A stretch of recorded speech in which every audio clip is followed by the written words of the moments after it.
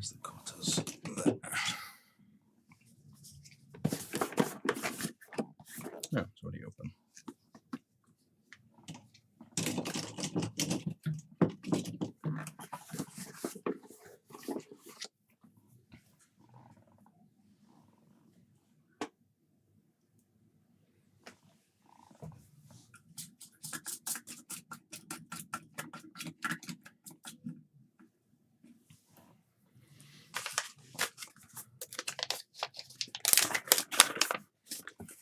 Hey, welcome in. Yeah, we've got some new Sega Saturn clean powers.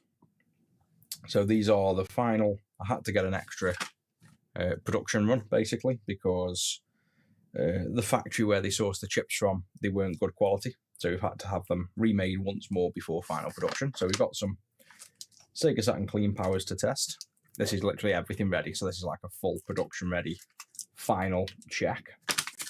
We've got to check all that. I've got a ton, to be honest. I've had the clean powers delivered. I've got some connectors and DC jacks for the PC Engine GT. Got some new tips from the iron. Got a new soldering iron. I've got two pocket lights here that we fitted the green screens to last week. They now want yellow. I've got my personal Game Boy that I need to now fit the clean light RGB. I've got the final bits here for that. And then I've got a Game Gear I also need to fix. So there's a ton at the minute going on where I need to try and sort this out basically. So I'll just work through them. I think the clean powers are going to take a little time then. No, we don't have the shop in Stoke anymore. We're just online only.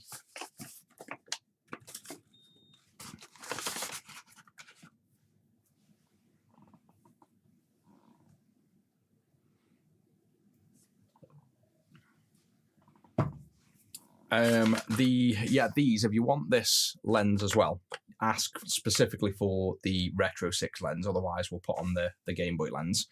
And the things at the back you're on about, these things, not that one obviously, yes, they come fully loaded basically. So you won't be disappointed. So we better get started with these. The TikTok's definitely screwed up in terms of view count. I don't know why that's not working anymore.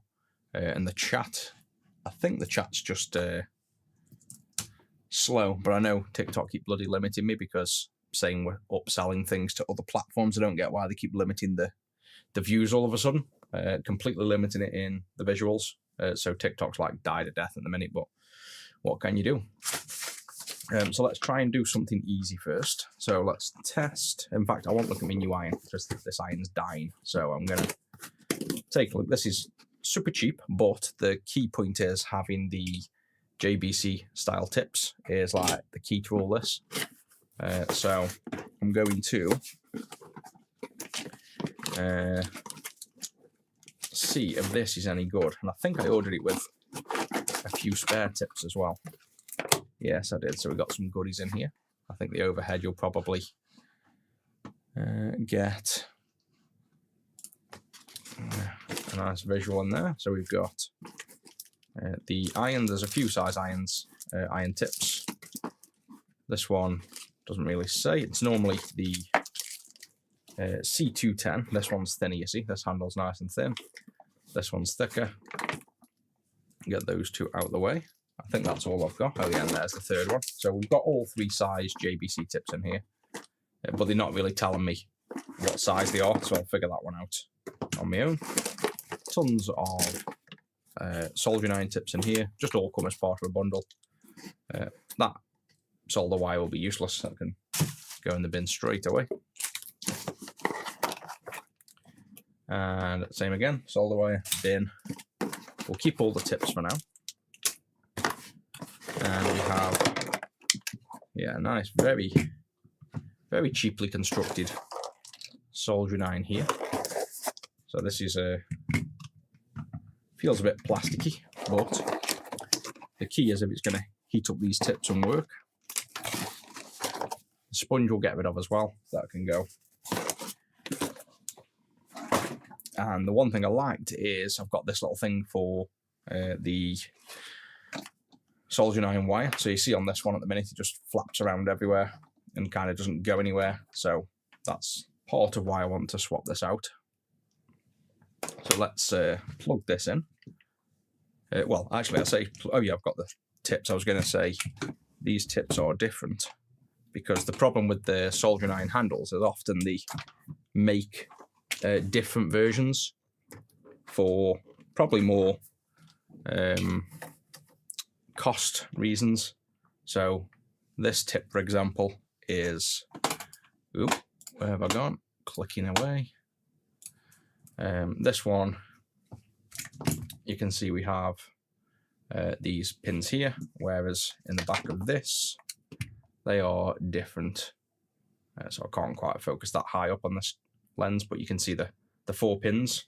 So that means we'll have to get the iron handles from this supplier because they use a completely different end. So not the end of the world as long as I can source them. So I'm going to wrap up my existing soldering iron for now. And put that in that box. I'll probably put the existing iron in the other box. This one can go, and I'm just going to tip all of the solder that's all in the handles away because that's going to be filled with solder.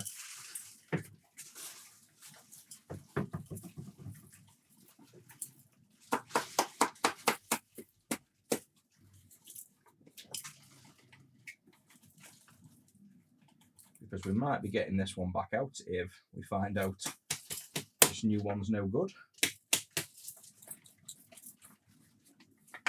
Right, I think that is clean enough for now. Go in that box. And now we've got all the mess over here that I want to clean up. So let's get that mini hoover.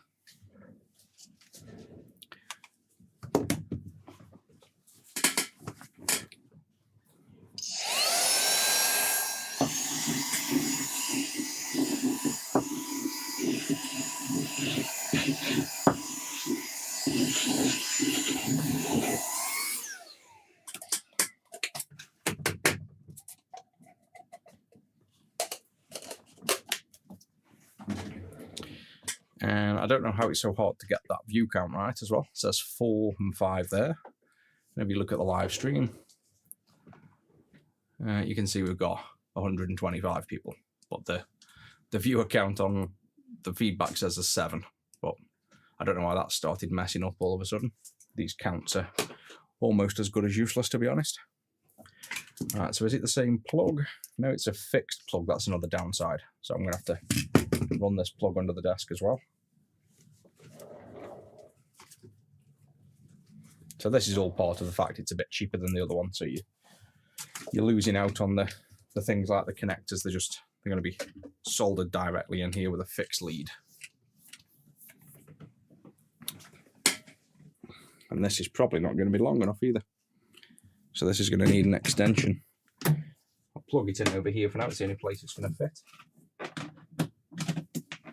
And then I can do an extension lead if this turns out to be good. We didn't put this on either. So this will go on here.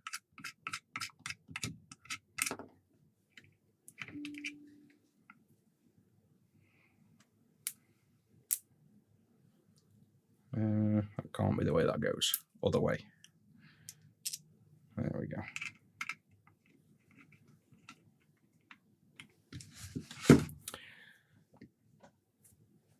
And if that now goes over here, that lead is going to drive me nuts until I fix that. But I don't know why I keep moving it back into position. I want to show it off when it's turned on. First thing we want to do is put some tips, and I'm just going to start with the one I always use, which is, I think, the largest one. I think the C245 is the largest. So this will be the tip you always see me using, C245 one, brand new. So let's give this one a go. And I think it fits in the largest of the 3 handles. So we've got 3 different sizes. One's C10, I think it is. One's C115, one's 210, and one's 245. So it's going to be the biggest one.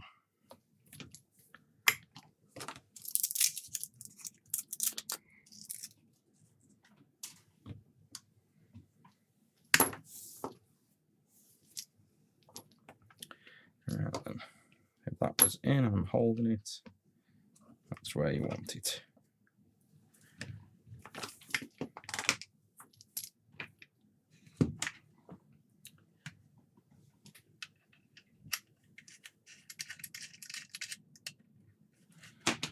Right, that's there. So if we turn on, look, I think it's even got any protection over the screen. Let's see if this is any good. Thought it wasn't even turning on for a minute there. So we've got a nice little screen. That's all we need. It's not even installed straight, so that's what you get for cheapness. Wonky screen. Doesn't look that bad actually, but it is ever so slightly wonky. You can see from that angle it's a little bit wonky. Set to 300, so these are little buttons. Go to 390, I normally work at. And then I presume that'll just set in a second and start going up. There we go. And let's see if this works. Yep, so the tip's wetting. That in there goes to sleep, so that's working. And now let's move this over to where I'm going to use it.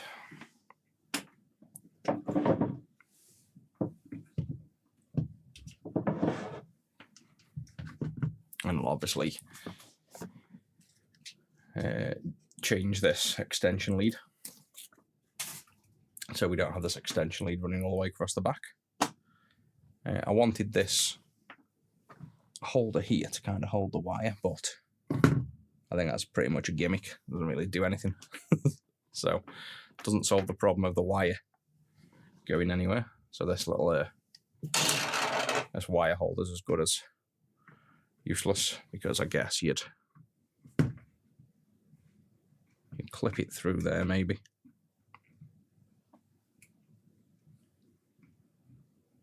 Yeah, it doesn't even want to go through.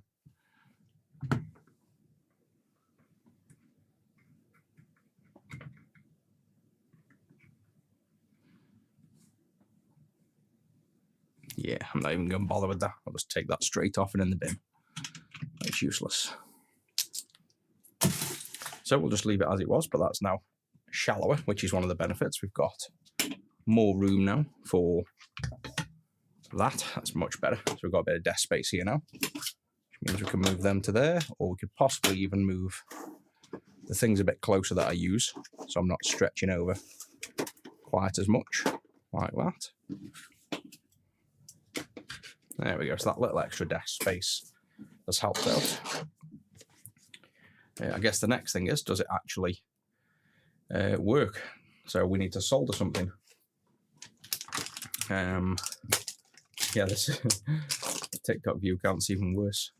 So 9 viewers there, and we're on 244, but just showing 9. So might as well remove that, I think.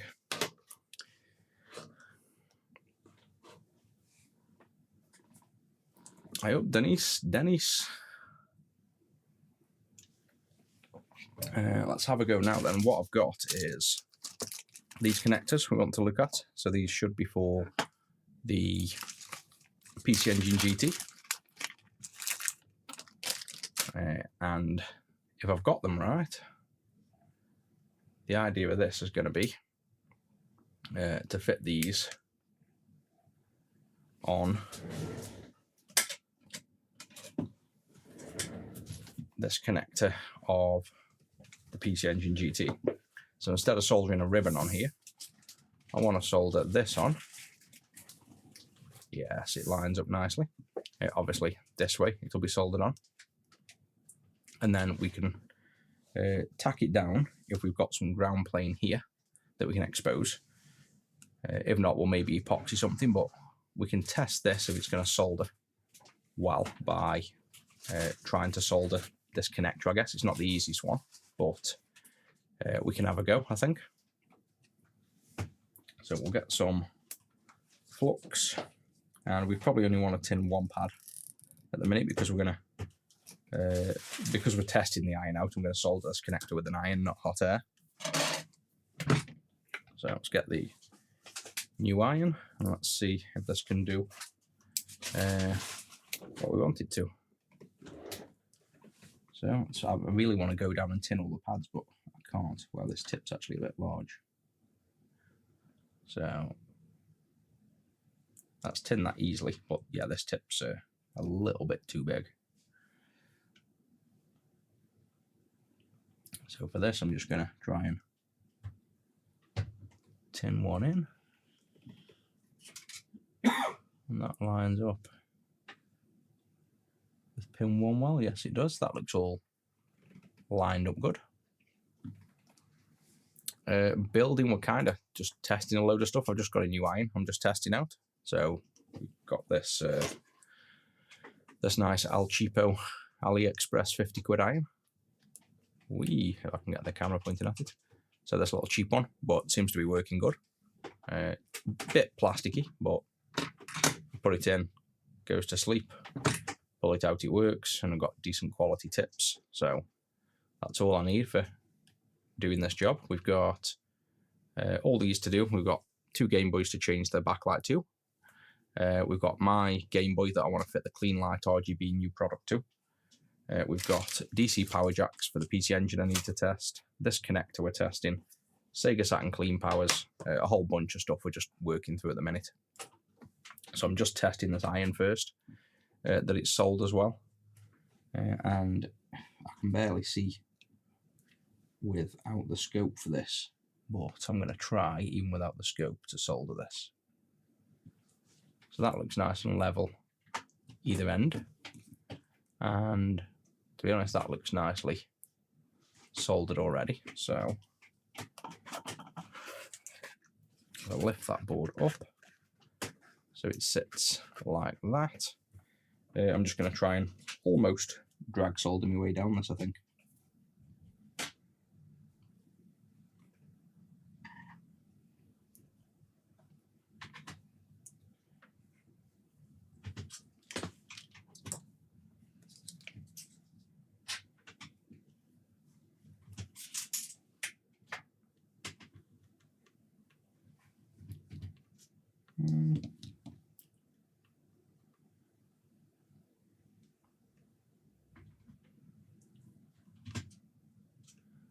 Yeah, I think it seems to be doing okay. It's hard to judge because this is obviously the new PC Engine board, and I've not really done this exact work on the board before, so I'm not sure of the thermal profile and how it would normally flow, but it seems to be flowing all right.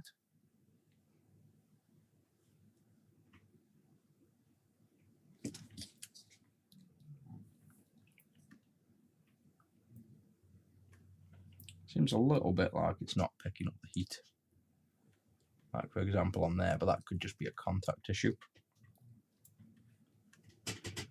We'll know more the more I use it, but see how that's not catching that pin. Yeah, I think it's just more of a contact thing.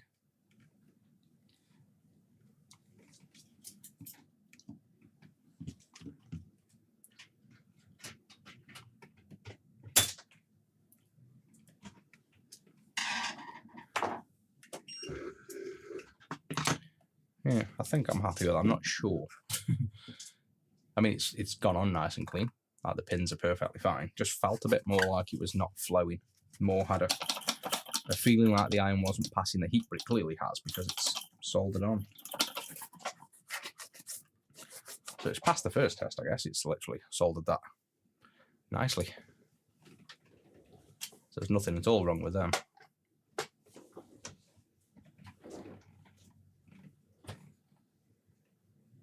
Yeah, all nice and clean.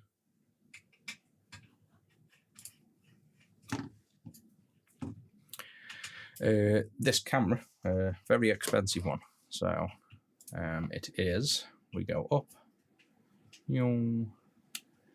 It's got a Blackmagic Cinema 6K cinema camera, and then we've also got the optics are a 70 to 200, I think it is, Canon Cine lens, so cinema grade stuff.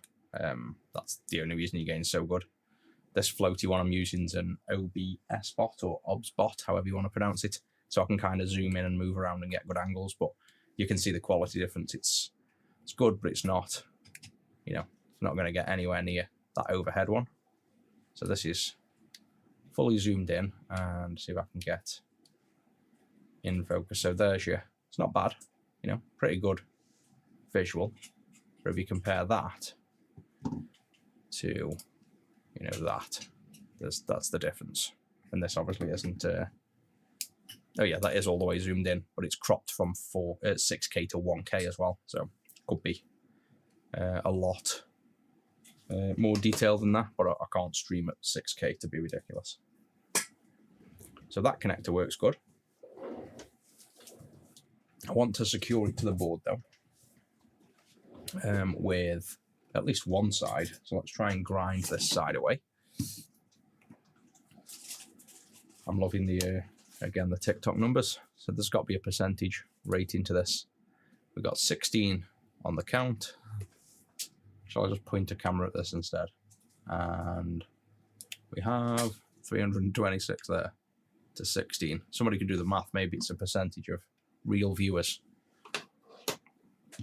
So let's try and grind this down. I think there's copper under here.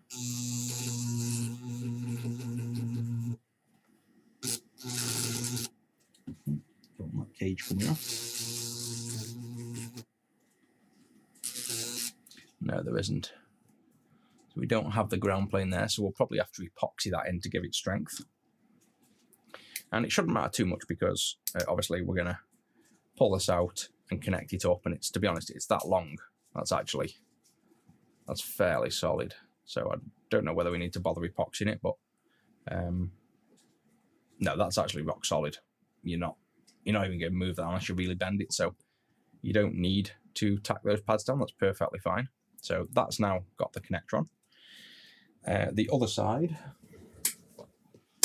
which is packed away somewhere, we'll do the same thing. We'll put one of them connectors on the cartridge reader side, and I'm still waiting on the ribbons, but then we can connect a game up to this after to test. So that's the, those connectors are now good for PC Engine. So I'm going to put them in the PC Engine tub.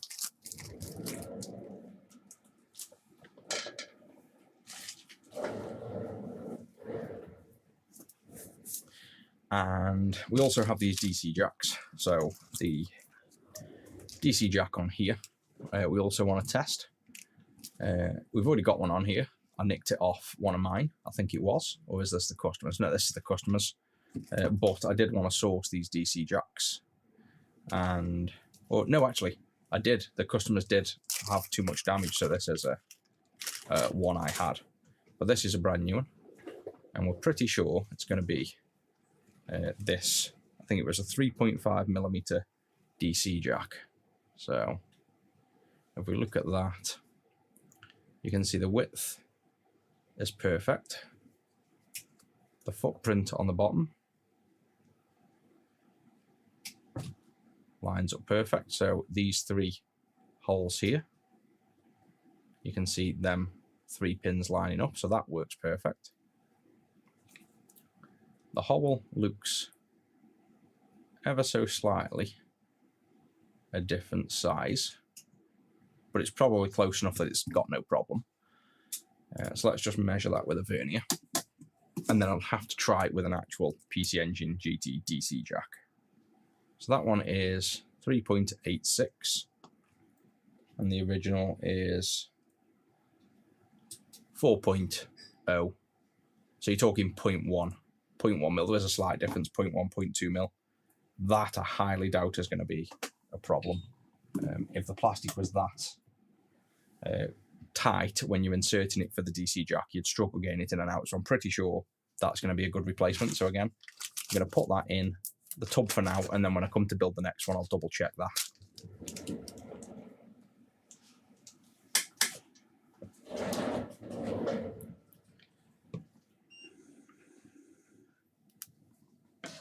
And to put these irons away as well for now. The extra ones, because I don't use the smaller ones. I rarely find a need for them. And then I've got all these tips with it. So I've got tons of these already. I just thought I might as well get them with it. But you can see this is what most people think they need to solder with when they're doing micro soldering. So here's an example of the size tip that people think they need. And this is the size I use. So you can see instead of using a little pinpoint, I use a whopping big tip, and you can still solder even the tiny stuff. I keep going to put my soldering iron further over as well because it's now a lot closer. The connector, this flap connector thing, it's basically goes from the PC Engine GT over to the cartridge reader. So part of the thing that you read the games from. There should just be a ribbon, but I've made it into now a removable connector, which is obviously much nicer. So I can get this installed again as default when we get these boards. So these tips, I'm just going to, again, put these all in with the spares. I could maybe do with a slightly smaller tip than what I've got on because it's a bit bigger than what I'm used to using. So let's see if I've got a smaller one. If not, I'll get used to that one. There we go. I think this one's slightly smaller.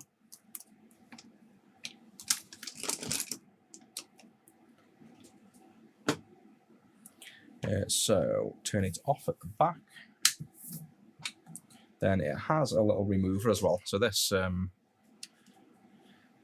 like most of them, you can see this bit at the back. You're meant to put your tips underneath here and pull up to remove them without burning your fingers. So that's worked quite well. Make sure it's off when you insert the new one, and then just put the new one in. So that's the new one. And if we go over here, I'll get the old one out with tweezers because it'll still be hot. And this is the other one I've just put in. So just slightly smaller. This is more the size I'm used to. So we can turn that back on now. And I'll keep this larger tip in the soldering iron because, like in the soldering iron tray, because if I ever need to do, where's that gone? I must have moved that while I was talking. Where's the camera gone? Whee. It's gone all over. When you're getting rid of holes and you try and clear some holes out, the bigger tip might come in handy. So that now is cooled enough to put away.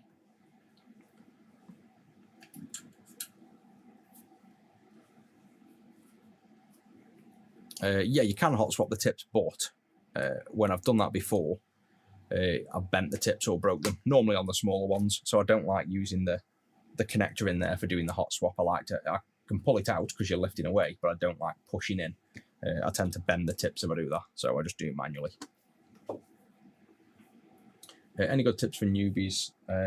Pretty much watch what we're doing and watch the technique. So good flux and a good soldering iron. But to be honest, this soldering iron so far, the little bit of work I've done on it seems good, and this is £50, so nice and cheap.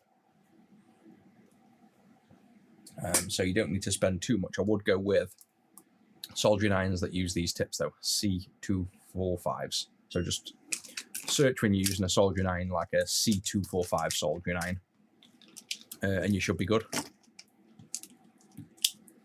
We also have 500 viewers on TikTok now. It's like the record by far, while it's sitting saying 13.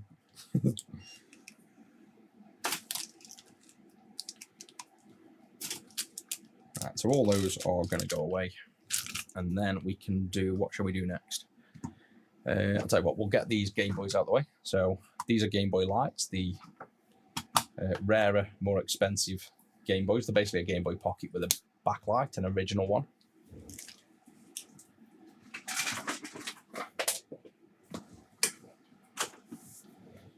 So we need, let's start with the gold. We did these last week. As we know, one of these screens was quite delicate. The difference with the Game Boy Light is it uses AA batteries instead of AAA, because the Pocket used AAA, and obviously that's quite low in terms of how much battery power you have. So the Game Boy Light upgraded to AAs, and they last a lot longer. Partly because you can see it's got a built-in backlight. This isn't the original. This is the one we fit last week. So you can have it turned on with no backlight, or you can have a nice backlight, and that's a nice green. But the customer now wants yellow. So it's going to be an easy swap. So it's just a basic base rate for this one. And if we crack this open, zoom out, you can see, like most Game Boys, they have these tri-wing screws in here. So you just need a, what tip do I use? A Y00. So that Y00 works pretty good. Sitting in alley traffic watching. In a Tesla with the YouTube app on, maybe. Have they put YouTube on it yet? I think there's Netflix on it now. I sold mine a few years ago, so I don't know what updates they've done to it. The C210 better for that kind of work. It can be for some people. I don't bother with the small tips. They just don't pump enough heat in, and you don't really need it. If you're using flux, then it's all surface tension when you get to this level of small components. At least for me, anyway. Right, so that's the tri-wings out. If we take the back off, move the screws out of the way. This shouldn't take long at all because we've already done all the mods on this. This was the one that was fragile, because I remember this being on, it's already had work done, and is a little bit fragile, so we'll be super careful with this one. Electric screwdriver, I do. But the only exception is probably the tri-wings and small posies, because I've got a larger tip in this, so that's like a little bit excessive. So on the Game Boys, I tend to use the normal screwdriver, but everything else, yeah, electric.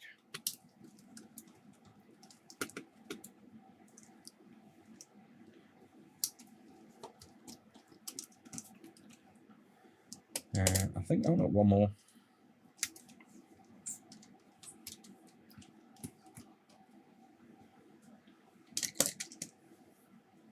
Ah, nice, we've got a few more people on the Twitch as well then.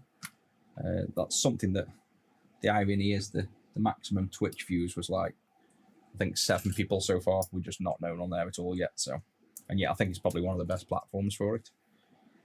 We have the wires I've attached here. So these red wires are the ones I've soldered in the last stream. So we just need to be careful when we lift up from here. The speaker comes with it. But when we go over here, I did it so that we can fold over like this if we were going to service it. And the wires are long enough. So you can see nice and easy for us now. All we need to do is desolder these 2 wires. And not that it matters because I can figure it out anyway, but let's try and remember which way they go. So outer one to inner one, basically. We will desolder this wire. Desolder that one. And now the backlight in here. What do I use for washing off flux? Just IPA and a melamine sponge, basically, and it comes off nice and clean. So this backlight slides out. We can just be careful with this one. Pull it this way. This is the most fragile part here, so we don't want to bend that. That's the green one out now. So let me put that up here. We're at 600 viewers on TikTok now. Let's try and get that to 1,000. I don't think we've ever had more than 200 viewers on the TikTok, so we're getting tons at the minute. We're at 600 already. Now this one is going to go in, and it goes with the resistors up. So all we've got to do is slide this in, like so. Solder these wires back down, and then we'll have a nice bright yellow backlight.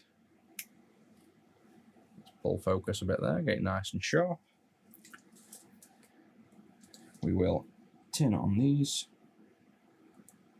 Right, this iron seems to be working as good as my previous one, so no complaints so far. Tap the solder on there.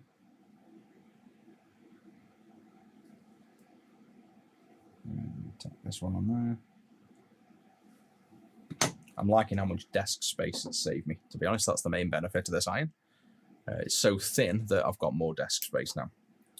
So all we have to do now is flip this over. Nothing else has moved. Flip it back around, keeping them wires there. And we're back in. So let's put the screws back in. We have the posies first in here, and then we'll look at the difference and see which one you prefer, whether you prefer the green or the yellow. I personally think the green's going to be nicer, but obviously the customer wants the yellow, so they've seen the green. They also had us doing a blue one a few months ago. They had the original electroluminescent panel, not an LED one.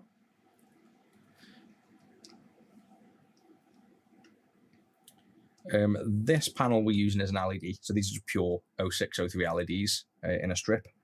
The original was electroluminescence, but I've modded this to use LEDs. The customer already had an electroluminescent blue panel off us probably about 6 to 8 months ago, so they've obviously got quite a few Game Boy pockets. I think that tip's quite the right size for them screws. Let's connect this up. Do you think yellow's going to be the best? I think it'll be nice when we see it, but the Game Boys were... the original Game Boys were greenish on the tint, obviously not backlit, but they were generally greenish. The original Game Boy Pocket Lights were bluish and greenish. Nothing's ever been yellowish, so it's not exactly original as well, I think. But it's still going to look good. I don't think this is at all going to look bad. So let's place... power switch first. That goes there. Yep, so place that over. And I'll tell you what, let's screw it together. Although last time this gave me bad luck.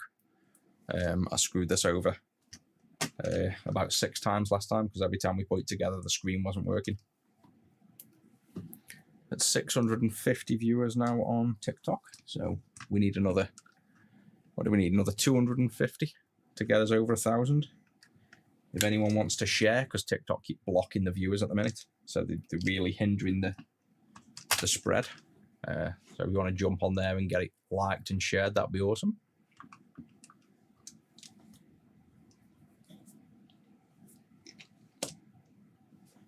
No, that cable won't be a cold joint. It took seconds to cool down. It's a flexible ribbon, so it certainly isn't a cold joint. That soldered fully. What you might have seen is a bubble at the end of the enameled cable where the solder won't flow over the enamel because it's insulated. Yeah, but no, that's far from a cold joint. I've been doing this for 15 years soldering, so I can quite easily see if it's soldered right or not. I wouldn't worry about that too much.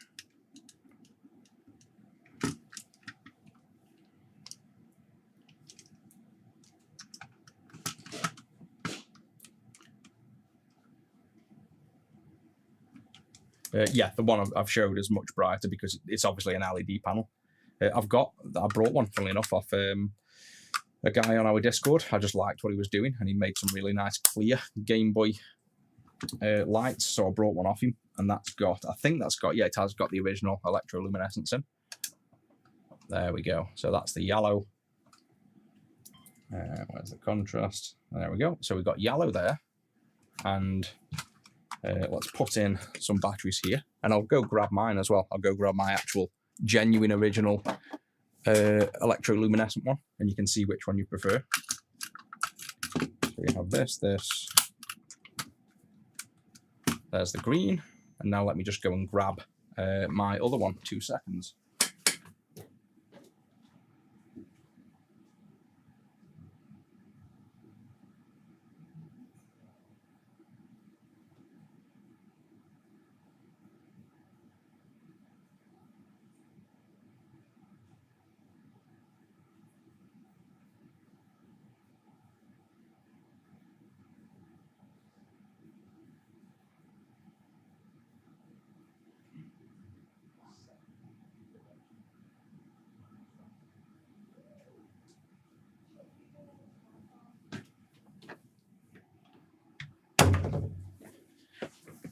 Right, there we go.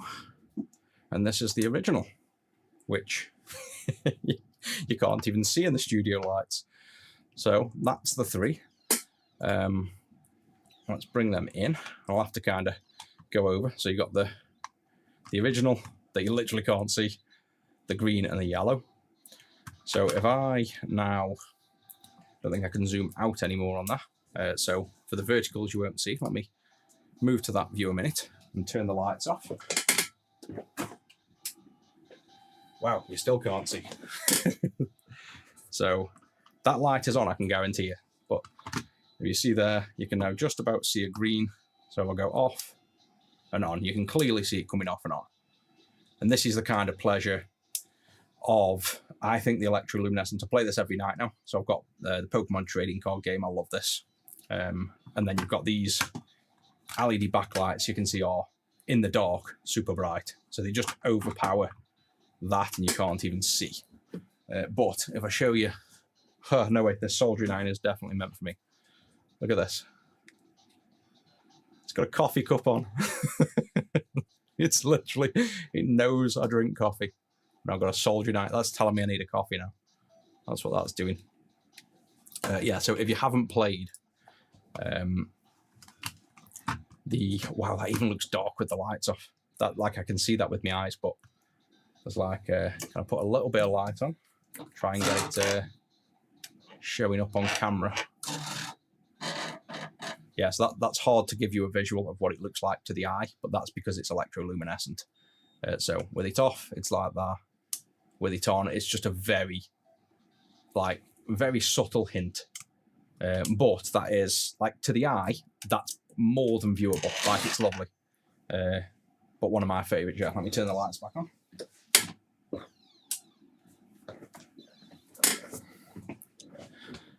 So, yeah, let me have a quick play of this. Now I've turned it on.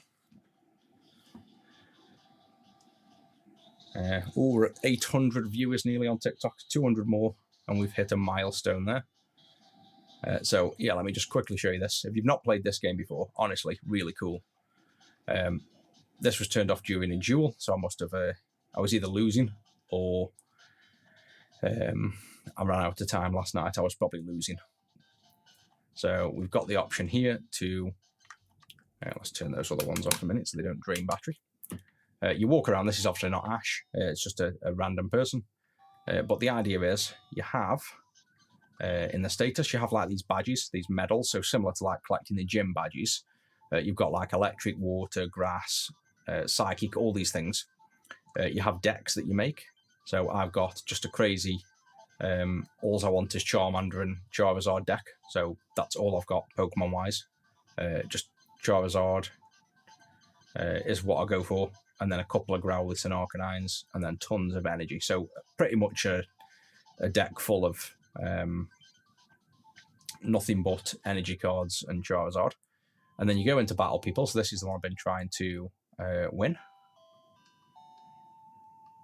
The soldering I'm using is 60% lead. So it's leaded solder. Oh, no ways have you got the same iron. It's working good so far. So yeah, we'll go into this and you'll see. You shuffle the decks. And it's pretty much like when you play Pokemon, if you haven't played the Pokemon game itself. But I just love it. I love the music. I love the game. So now what we've got to do is put down our Pokemon. So we've got a Growlithe we can put down. Lickitung's got tons of energy and is just a tank. So we're going to chuck Lickitung down. He needs one energy card and then he sits there and is just a tank for you while you get your bench all powered up. So I'll put down the 2 Growliths.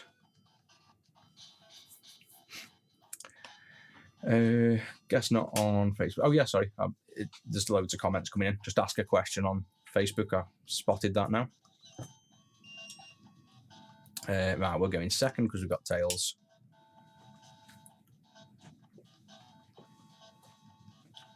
Bill lets you draw 2 cards from the deck. The other thing you have to be aware of is you don't want... this is turned into me playing games and not working, but still. You want to be careful that you don't drain your deck. So when it swaps, you'll see, as you're drawing cards, if you run out of... it's put me to sleep, a little sad. If you run out of cards, then you lose. And I'm still asleep. Great. This is a really hard trainer to beat. So say they've got 47. If they start using things that draw too many cards, then they also lose. So you can try to play the long game as well, just survive. I'm going to use the Pokeball. And let's see if I get heads. Yes. So now I can search the deck. So I can go straight for... I can either go for a Charmeleon to go one level up, but instead I'm going to grab my Charizard. So I've got him because there's only one in the deck. And then what I can start doing is I can let Lickitung just act as a dump, and we haven't actually got a Charmander yet either. So we might as well chuck an energy on Lickitung. 32 XG I can do, no problem. There's nothing technically difficult about them. 60 Hertz mod, we're asleep so we can't attack. The 60 Hertz mod, there's an auto Hertz mod, I think it's called. Just a flex ribbon that solders on. Super simple. So no problems with that. If there's something not offered, then just reach out and I can make sure it's on there. But yeah, I'll be on this for ages. These matches take like 20 minutes, so I'll leave it at that. But trust me, if you haven't played the Pokemon trading card game, you definitely want to play it. I love this game. It's really good. So that is what we're actually doing. That's these two. So I've got to do the other one, so we might as well chuck the yellow one, because the customer obviously wants the yellow. But I don't know. I like the green. It reminds me more of... don't know, it just reminds me more of Game Boy. Yellow doesn't do anything for me. Doesn't feel like it's the right colour. But like I say, customer wants that. They've got a blue already. They've seen the green. So let's do one more on this. Make sure I get my batteries back, because you won't believe how many of these we get through. The amount of batteries we lose by forgetting to take them out of consoles, and customers get loads of batteries is crazy. Right, so he's done. He can go out of the way. I need more space at the minute. Where am I going to put all this stuff I'm doing? That can go down there for now then. Let's get this one open again. So this is just move my personal one out of the way. Yeah, this one is an imitation of the Famicom. Sorry, the Famicom, the Famitsu. So Famitsu in Japan is a gaming magazine. So you can see this Famitsu, and this was a clone. This is like a clone shell of the original. So this is meant to look like the limited edition. If you search Game Boy Light Famitsu and look for the real ones, they're going for £2,500 sealed.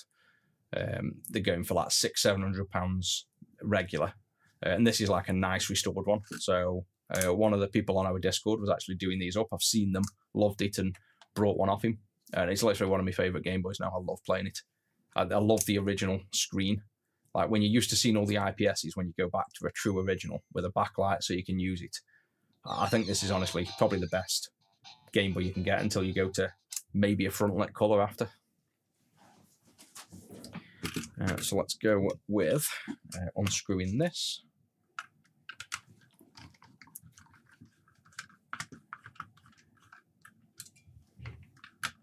Yeah, it seems like most people like the green as well. Ooh, 850 on TikTok now. Why is it saying 15 as well? This is crazy. We need to... If people are on TikTok, can you actually tell me which is right? Do we have 15 people on? Or do we have what TikTok's telling us, and we have like 850 people? So it's either 15 or 850. So one of them's going completely wrong. With these, we are just changing the backlight. So we have... These are Game Boy Lights, which are basically Game Boy Pockets with a backlight. And we are just swapping the backlight from green at the minute to yellow. And then we will be, after that, we've got my personal GBA, which is here, which has now got fingerprints again, because I was playing this one last night. I was testing this new product, the GBA Clean Juice AA. It lasted, this is just Amazon Basics, so we've just got these in, which are 2,000 milliamp hour, you can just about see there. I'm having batteries made that are 2,500, so 20% larger. This lasted 5.5 hours with this all modded, with the UV lights on, the screen on, the amp on. We got 5.5 hours, so we should get about 6.5 hours with 2.5 amp batteries. But I've got a new Clean Light RGB we also need to test with a new baby regulator. So it's just all new products at the minute. I've got this as well, so the new Sega Saturn Clean Power we need to test. There's just loads. I'm just trying to... I don't know how much I'm going to get through. I've got probably an hour and a half. And then I should get most of it done in the hour and a half, I reckon. UC15, but I think the user settings can impact how they show up. Something. Yeah, I think what it is the. I think TikTok is still limiting, because I normally get 150 to 200 people on TikTok, and the last couple of days it keeps popping up saying I'm selling stuff, and I'm not. Like, I'm working away. So they're like limiting. I think they're limiting the exposure. So whether it's like 860 people on there, I don't think it is. I think it's just limiting it because the last couple of times it says I was selling stuff, so it's not pushing it at all now. It was literally hundreds, and now we've got like 50, 60,000 people on TikTok, and we've got like 10 people on the stream now. It just isn't pushing it to anybody. That's why I said if people can kind of share it, it might help get the exposure again.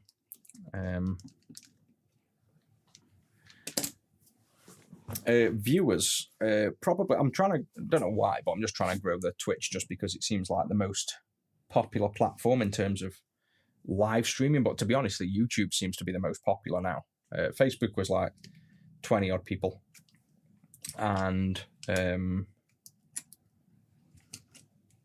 YouTube has sat around the 30, pretty average, like stable there. But the TikTok has obviously gone. We get more people on TikTok than anything. But I don't know, it seems to be booting me off at the minute, unfortunately. So it doesn't really matter where, as long as people see it. I'm just working away doing my job, but it's nice to get more people viewing, so there's a bit more interaction and people can enjoy it.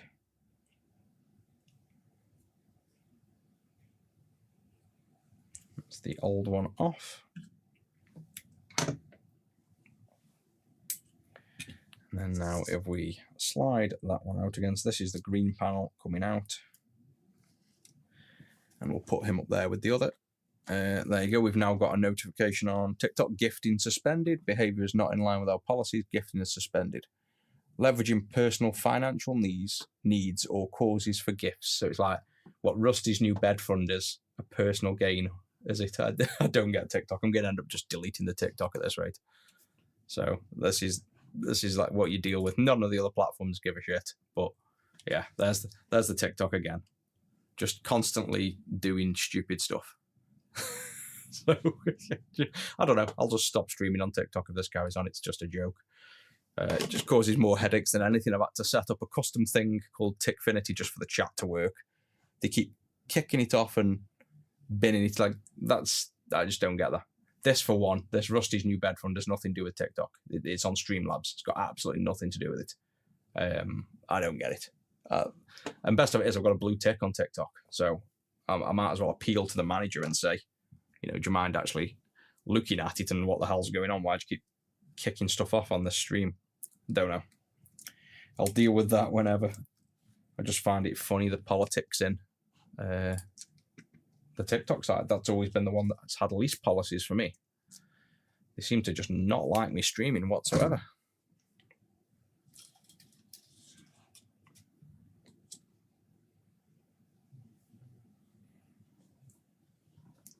Yeah, thanks for buying me stuff. I think it's much appreciated. It's nice to hear when people enjoy what we do.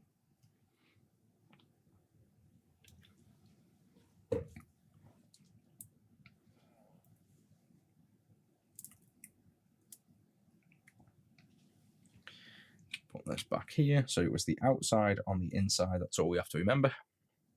Yeah, TikTok probably are partnered up with our rivals. There's something going on. It's just a bit stupid. I've got a direct message, like a direct email to some account manager or something with being whatever the blue tick thing is on TikTok. So I can reach out to a real person at least and ask them to at least confirm what is the problem. So, what am I doing wrong to just do my day job on a stream and you're complaining, basically? It's like, if I can't put Rusty's new bed fund in the corner, then I won't bother streaming, because Rusty does need a new bed. It doesn't really matter where it goes. People, I don't need the money. It's just more for entertainment and pleasure. And it's nice to see. But yeah, all the rules are a bit crazy. All right, so that one's in. We will now put the posies back in.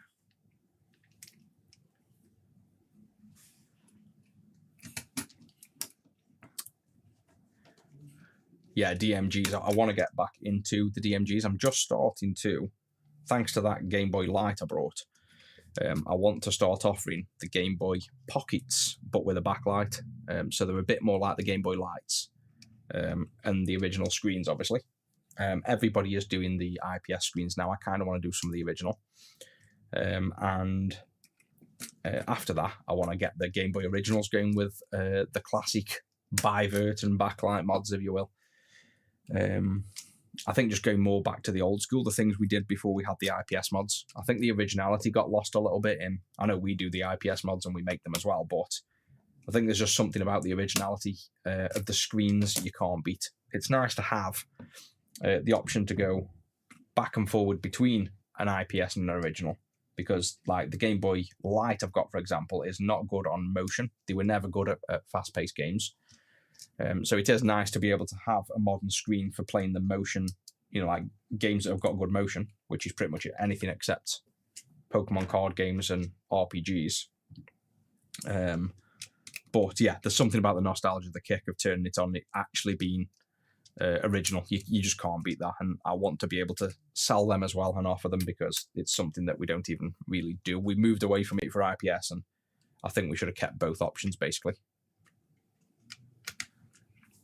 What video game is this? This is a Game Boy Light. So this is a Game Boy Pocket with a backlight, basically. So you see it says Game Boy Light. This is all original. The backlight isn't. We've just modded this for a yellow backlight. But yeah, this is fully original.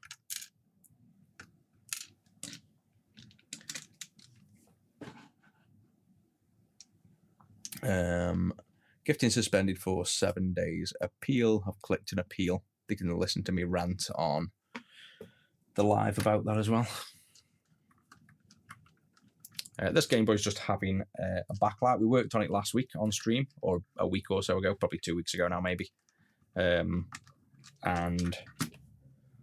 we're just changing the backlight colour now from the green that they had installed to the yellow. So I'll show you that in a second. Ever worked on Neo Geo Pocket colours? Yep, we stopped working on them. But the replacement screens, the IPS screens, they probably improved them by now, but they used to die after 6 months maybe. I don't know whether they were like overheating the regulators or something was going on. But we just stopped working on quite a few consoles in order to keep up with the workflow. So we don't work on them anymore, but yeah, I have worked on them. I've made a de-hum kit and a clean amp for the audio as well, so you can get nice loud audio and clean audio. But that's as far as I got with them. We stopped working on them at the point of me pretty much making that.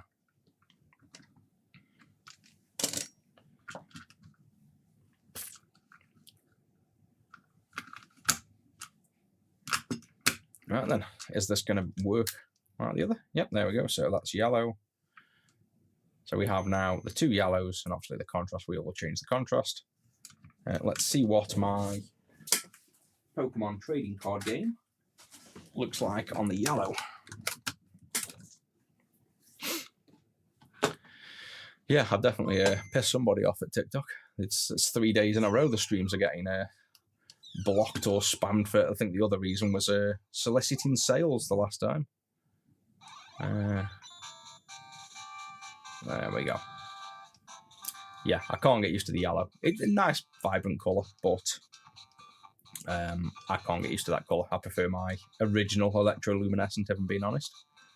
I think it's just bright enough for you, like, so it's, you don't want anything else glaring in your face. At least I don't. Did I just click something that stopped that? Oh yeah, I didn't click yes.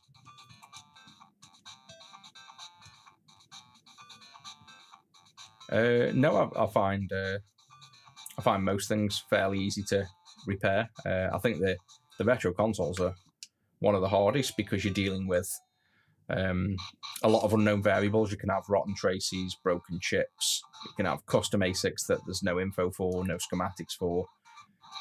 But I used to do, funnily enough, constantly talking to TikTok, but if you looked at my TikTok profile and scrolled through the pre-made videos I used to do, I've worked on everything, worked on the most random stuff you could imagine. Fire-breathing apparatus, hot and cold temperature sensor probe things, laptops, you name it. I just enjoy working on random stuff sometimes, but now we're that busy with this, we don't do the random stuff anymore. We just don't have the time. So we've limited it to pretty much what we work on is currently what we work on, because of trying to keep up, basically.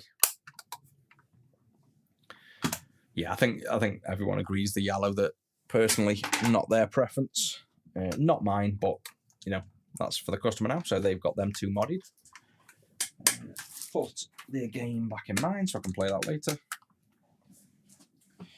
What is next? Right, we can put this PC Engine GT away, and we can either do, let's do the Sega Saturn Clean Power, because I'll use mine last. That's going to be quite a job, and it's technically mine, so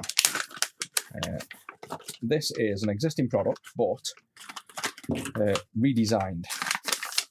So this powers the Sega Saturn, and we have, it's basically a USB-C power board for the Sega Saturn. So these are the brackets that sit in the back where the DC jack would go. So you can use white or black. This is the USB, so this slides through this port here, like so, nice tight fit. You have the screws, which they've sent two. Good job, I've checked that. They sent two little ones, you need four, and two big ones. The two big ones go through here to hold the whole thing in the shell. And then the four little ones that should be hold this in place. From there, you plug this cable in. So that's sitting in your console. This comes all the way over, goes into this board here, like so. Then the original power switch goes here on the Sega Saturn to turn it on and off. Alexa's now talking back to me. And then there's an on-off power test, so you don't need to plug in the power switch. You can just use this instead to test it. And then you can set the voltages for different versions of Saturn. And then finally, you connect this up. You either slide this down on some revisions, or you connect this for the VA zeros, basically. So that's the product. We know all that works. This is just a new version here, so all this is new. So I need to test the load on this. This is the key thing I need to test. Yeah, I said this soldering iron is definitely made for me. It shows a coffee symbol. I love that. Like, how convenient is that I always drink coffee, and I think every time that shows up, we should go and make one, to be honest. Which I bet this shows up every 3 minutes. But I'm up for that. I can do a stream where I drink coffee every time it shows up. Right, so testing this, we're going to have to zoom out actually, because this is going to require quite a bit of stuff to test. So I could just plug this in a Sega Saturn, but what we're going to do, because I did this as kind of a, I don't know why I did it, just because I could. I made these chips so that they can handle 10 amps, so absolutely ridiculous amounts of power. So this board can power 3 Sega Saturns. If you daisy chain this into 3 Sega Saturns, this one board can power all 3. Don't know why I did it, I just could. So I'm going to test it in that fashion. We're going to make sure you can also handle the current on there. So we need some big, hefty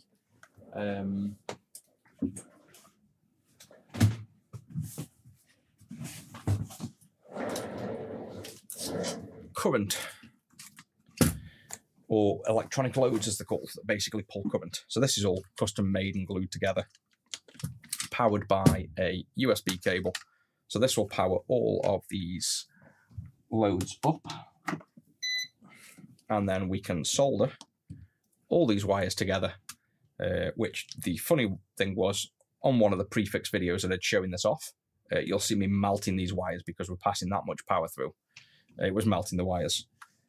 To save me getting my giant bench power supply out here that can handle 80 amps, I'm just going to power it through a USB plug and test one rail at a time to make sure they don't collapse. Otherwise, it's even more setup. And I know this design works, it's just making sure they've built it correct at the factory. So I'm going to solder to ground. And this is a super heavy 3-ounce copper board in terms of there's a lot of copper on to dissipate the heat. So I'm liking this iron. That's there. Where is VN? VN is going to be on that USB pad. I should have probably put a VN pad That would have made some good sense, to be honest. Should I really not put a V in? I've got a V in on the DC. Yeah, I suppose it doesn't matter, it's only for my testing. So I'll tap off V in over here, which actually, yeah, that's a point. Let me just check this is the right way around. I bet I haven't got a USB plug. I've got one here and it's not that powerful, but let's see if this works. It's the same copper as the PS5 pretty much, strangely. So I think the PS5 is 3-ounce copper and so is this. Power on test, so that's right. So let me just double check something.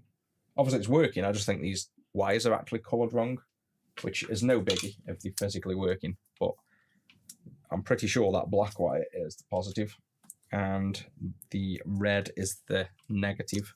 So let me just, yeah. So this wire, not that it matters too much, but this flex wire going between is actually coloured backwards. I don't know whether it's the samples that we've had made here, or that's been the case all along. It doesn't mean anything realistically, it's just people would expect, if they're looking at the colours, for it to be that way. You know, be the other way, basically. So I will now take, oh yeah, I'm just gonna plug in the USB for now. So the USB can only provide so much power. This is the USB that's powering my keyboard at the minute.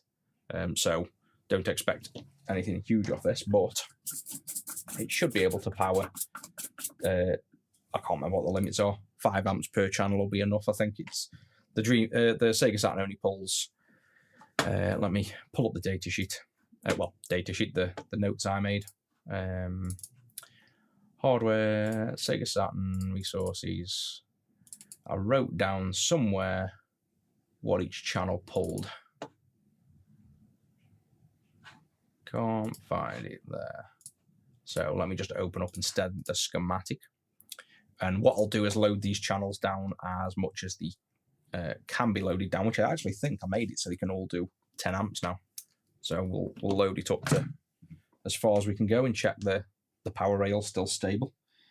So that means this one, first the grounds, we need to tap this on ground so that the electronic loads can actually load down the board, because that's where it's going to sync the current to.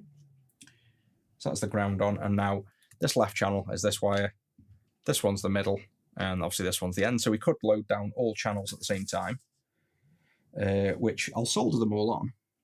So we've got the 3 volt, the 5 volt, and the 12 volt, but we'll only turn them on and off in stages because the USB plug will not be able to manage this level of power, like the one I'm using, obviously, because this thing can literally sink 100 watt of power, this tiny board. Right, so that's there, and I also made it run even cooler. I did a lot of work to get this thing running cool. Right, so I was going to check, wasn't I, the design? Let me just open up the schematic and check what I set this up to, because I've done, well, I do different designs every day of the week, so I forget what I've done after about 2 days. I forget what I've even made. I made it run cooler by, these chips are quite advanced regulator chips. So you do a lot. You can see how many components are on these. If I zoom it in, it's a very low level controlled board. So each one of these is a regulator with quite a lot of control chips. We've got the inductors being a really low ESR. I've noticed those are missing. I think I've probably told the factory make sure they're missing. Can't remember what that short was for. I did something on these, can't remember. I'll have to look at the schematic.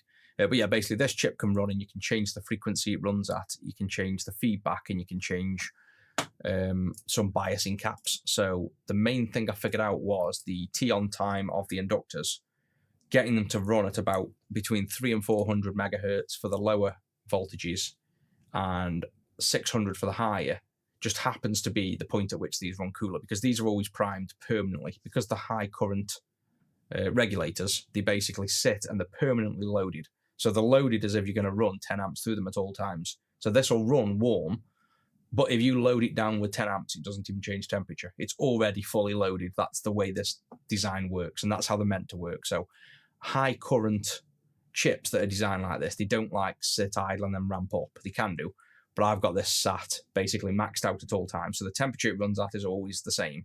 Even if you're dead shorted this board and put, 100 watt through it, it's not going to change temperature. So a lot went into it, but let's see if hopefully this build works. So we have the loads on. Let's plug the power in.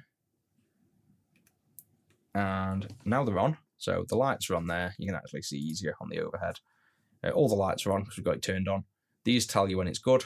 So all them lights being on is what we want. And if we look at these now, you got 3.2, 5 and 9 effectively. And again, I wouldn't worry too much about these measurements because you're also going to have volts drop through these cables. So when we load down this 3.2 volts channel as it's showing, if we do, we've got constant current, we have no amps set at the minute. So we've got there 3 amps. It wants to load down 3 amps. So let's just try that. Loading down with 3 amps.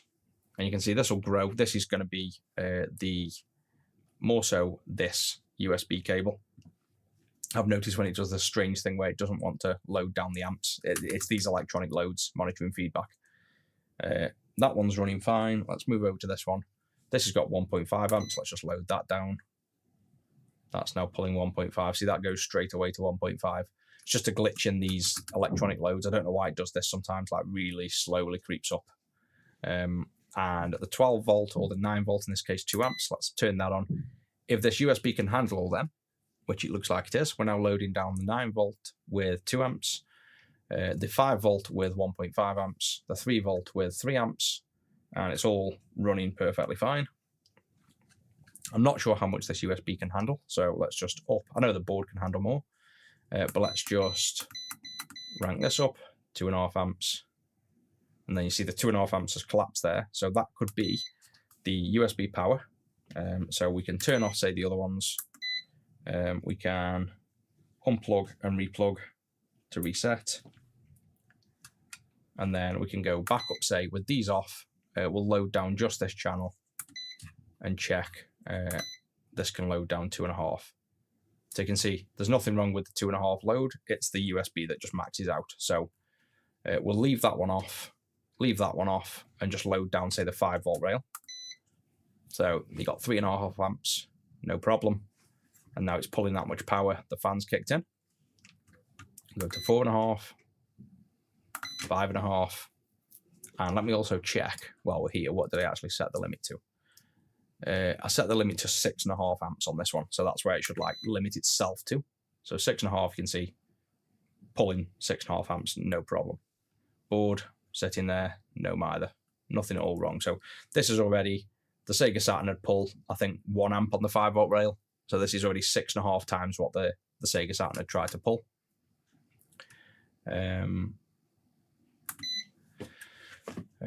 I saw a comment. So yeah, what we're doing, basically we have a prototype, well, not a prototype, this is the pre-production run of the Sega Saturn Clean Power, a USB-C replacement power board for the Sega Saturn. And I'm stress testing it basically. So this tiny board at the minute, we've maxed out the 5 volt rail at 6.5 amps. So turning that on now, this board is now providing 6.5 amps on the 5 volt rail here. And it's just making sure the assembly is nice and good. You can see as well, you think it drops to 4.7, it doesn't. That is volts drop through this wire. So if we instead measure the voltage at this pin here with the multimeter, where it's supplying the power. So if I get this, go over here, go onto here, where can that be viewed? Just about see there. If I measure the voltage from ground to there, you can see we've got the 4.9, not the 4.7 that the electronic load reads. And that's a common mistake people can make when they're doing testing, like high current testing. They can actually see and look at the voltages on here and think there's a problem. That's just volts drop over the cable. So 5 volt rail is good.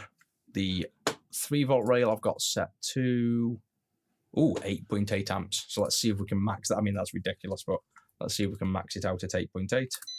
I've done this test before and have done, but it's whether this USB plug I've got can even do that. So 3, 4, and see how this time it's just ramped up perfectly fine. 5, 6, 7, 8, 9. This is crazy. 10. 10 amps that's pulling. That's even over spec. And it's just sitting there like nothing's happening. So that's the 3-volt rail. Perfect as well on a crazy 10 amp. And oh yeah, this is, funnily enough, that is actually, I remember now, the reason I did this, the reason I made this board so crazy is because I want to put this in the Xbox OG and other boards as well. So I wanted to make this design capable of every possible retro console.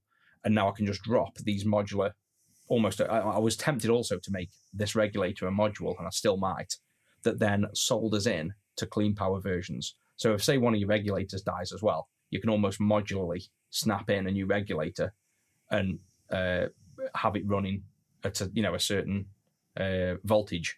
And these can all then be any voltage and any rating up to 10 amps. So I could rapidly design the original Xbox clean power, and I don't have to design anything. So that was actually why I made this so crazy power hungry.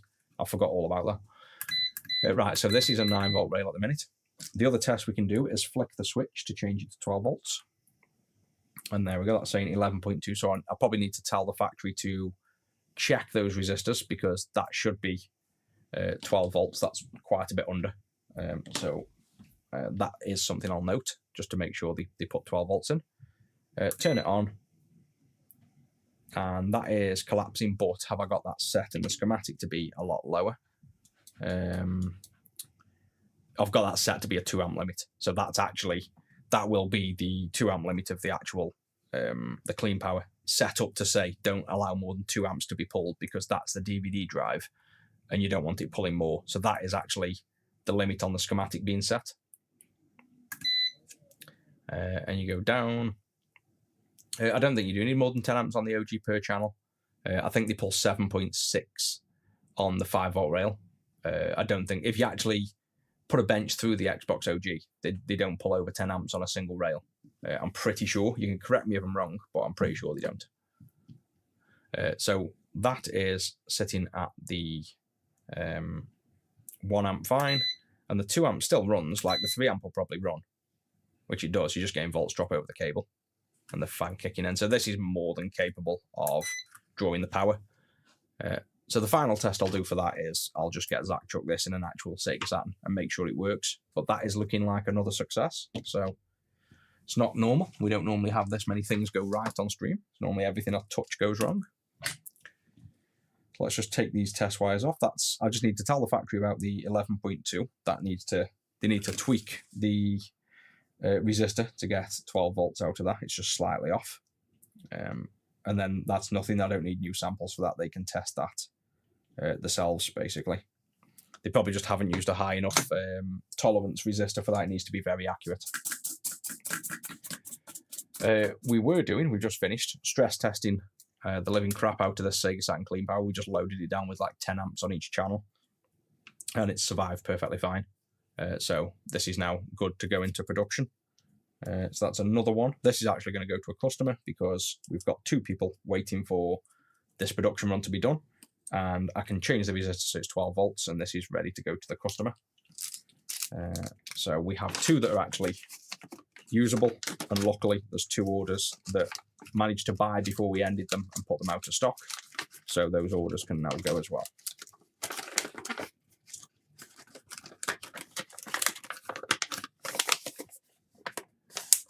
These can handle 30 amp inrush.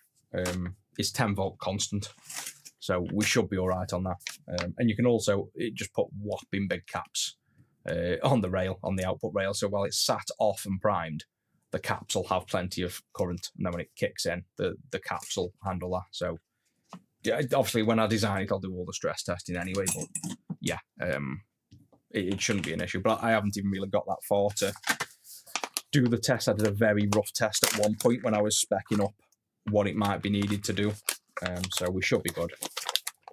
And you can also daisy chain these. So the way these regulators are worked, you can actually daisy chain two and get 20 amps. There's loads of flexibility now they're working. And these have been in the Dreamcast Clean Power now for, I think, 12 months.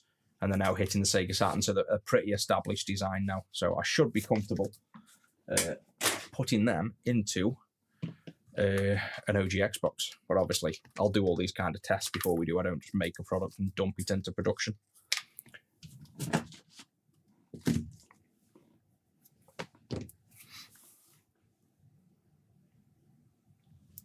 What else will you do to stress test it? That's the stress test for the thermals.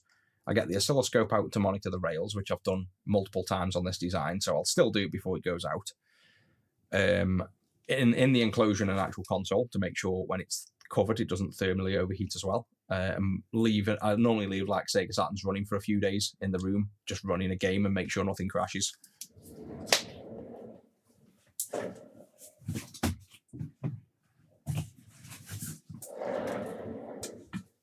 Right, so I can plug my keyboard back in now.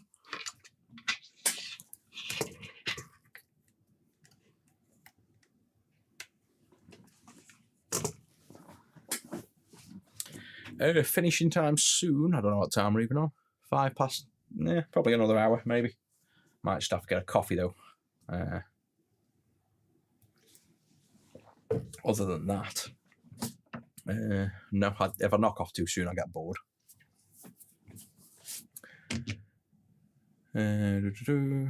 Right, what's next? Mine now, I think. Oh, let me clean this up. A little bit of dirt on my desk. So the last thing that... Oh, no, it's not the last thing. We've got a Game Gear as well. If I manage to do it in time, I've got to diagnose a Game Gear as well. It's, I think, not loading game. Trying to save the customer a bit of money. Instead of charging them for a new re-PCB. I'm just going to try and quickly diagnose it. I wouldn't normally because my time and cost for diagnosing the Game Gear pretty much outweighs having it put on a re-PCB. But I figured it would make probably a bit of good streaming as well, showing you diagnosing a Game Gear. In fact, I might do that first because I just can't be bothered to install a clean light, to be honest. I'm not that enthusiastic about doing the clean light. I might leave that to Zach tomorrow because he actually built my personal one. So he's built this for me. I'm tempted to swap out the laminated back to an original as well, but I don't know. Might leave that in. But yeah, I'm going to change the buttons to clear black, I think, on this, and then put the clean RGB in so I can change the clean light RGB, so I can change the colours, make it like a nice rainbow or something. And that's just testing a new baby board I've made. So the Game Boy Advance doesn't have a good enough regulator to power lights very good off a 5-volt rail. So I might do that, but let's do the Game Gear first. I'm just more in the mood for that.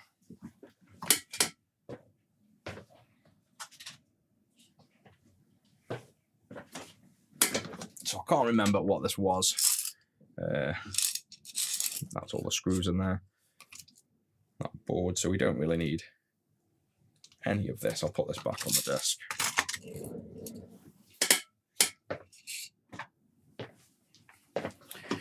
And I just remember I was meant to have done this last week and totally forgot about it. So what do we need? Audio. Oh yeah, we need an amp. That. Where is... There we go. Got a clean amp with a battery stuck to it. Got... what game shall we use? I don't know why I asked that. You know what game it's going to be. Sonic 2. The only game I ever test with. Right. I presume this doesn't work and doesn't load game, as my guess.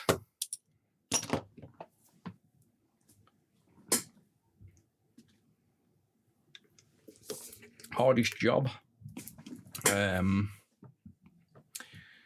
Probably overall that took me the longest, or I struggled with the most. There was a Sega Megatech. I knew nothing about them. Ended up spending weeks and weeks and weeks and weeks staying up through the night, writing a massive article on Retro6.wiki on how it all works. Pretty much reverse engineered the entire arcade machine. Like, I'm not joking. Pretty much every single part of that arcade machine now I know, which nobody else knew before. There was no info on it. Managed to fix up that. Got another 2 in, fixed them 2 up. But that was some challenge. And then the irony with that was some guy on the forum started slagging me off, so I don't work on them anymore, just because they were trying to slag it off, saying some of the work on it was not good or soldering, and it was a part that I'd never even worked on, like a part of the board that's got nothing to do with what I worked on. And I actually put in tons of hours unpaid just because that's what I like doing. And I just didn't get the respect from it, basically, so I stopped working on them. And then the Macintosh SE, the Apple SE30, that was a bit of a challenge. That's what we started streaming on. Figured that out again now, and now I know a lot about them. But that, because I knew nothing about them, that was technically challenging for a while. It's like anything. I think anything you go on that you don't know something about is hard until you gain some base knowledge. The step from knowing nothing to knowing a little bit is the longest part. And then once you start knowing a little bit, you start chunking your knowledge up a lot faster. We are doing, well, we've done, so far, we've tested a USB-C power for Sega Saturn, which is a product I've made. So we just stress tested this a minute ago. It's basically, you can change your Sega Saturn to USB-C. We have got 3 Game Boy lights. So these are Game Boy pockets with backlights. This is my personal one.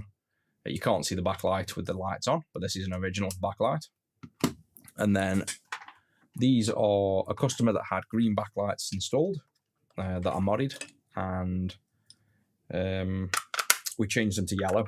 So I don't think anybody on the stream's particularly overexcited about the yellow. It was nice and bright green, like this green kind of thing. Now it's yellow, but that's what the customer wants. So that's 2 things we did. We've tested a few components on, we're doing a whole lot at the minute. So this is a PC Engine board, a handheld PC Engine GT. I was soldering this little connector on. So we have this connector that's normally just a ribbon that you solder straight down.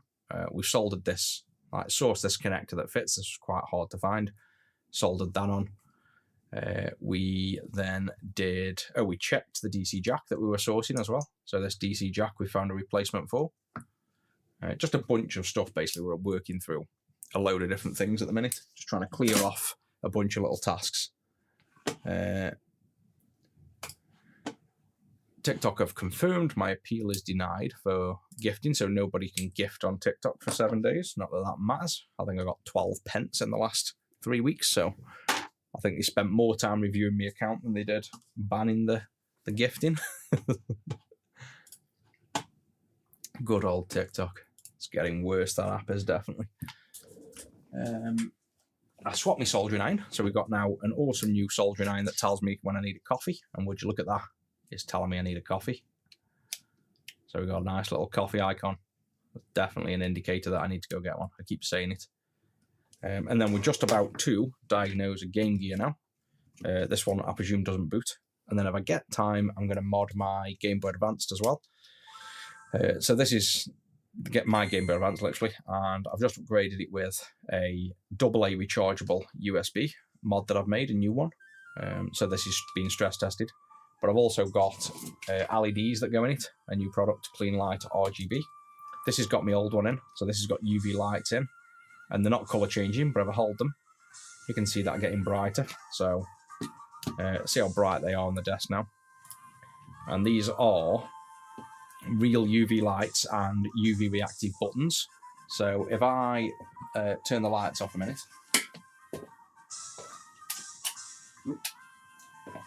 you'll see then that obviously they've only been on seconds, but we turn them off, glow in the dark buttons. So if you leave that on while you're playing away when the lights are on, which is what you do, and then after you're done, you turn them off, you just get a cool little glow. I just find that cool. Or you can be playing and then you can just hold the 2 buttons and you can turn the lights off while it's still on and just have glowy buttons for a while. So they're going down, down, down and off. Now you can just play away and you've got little glowy buttons. They don't look very glowy on camera, but they are. It's a fixed exposure camera. but that's quite bright, and the longer you leave them on, the longer they glow. But those are obviously fixed LEDs, so I'm going to remove them, change the buttons to clear black, and put the colour change clean light RGB in, and mainly because I need to test this product as well. So again, this is a new product I need to actually test before we sell it. So that'll sit inside of these over them buttons, and then we have all the colour change LEDs.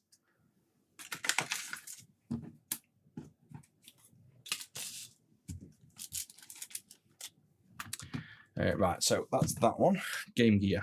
I'm definitely going to grab a coffee though. So back in 2 seconds. Let me just go chuck the coffee machine on and we'll get a look at this. Get my little sticky note in case anyone's wondering. Oh, he's not a... Should I just point it at the soldering iron from now on instead of putting my little note up? Oh, the light's terrible. Go on, get around there. There we go. You can just about see. Yeah. These things. So if you've got an order waiting, I've just tested them, they're fine. We've got 2, but we've already got a few outstanding that pre-ordered them. Well, they ordered them when we ran out of stock and they're happy to wait. But yeah, they're all confirmed. They're getting into production tomorrow morning once I've tested it in a Sega Saturn and left it running. And they'll be about 3 weeks. We've had a bit of a delay because we've had to move factory. Well, we haven't had to move factory. We've moved factory and saved a load of cost. But then we've had to go through all the testing phase again, basically. So just grabbing a coffee and I'll bring it in. 2 seconds.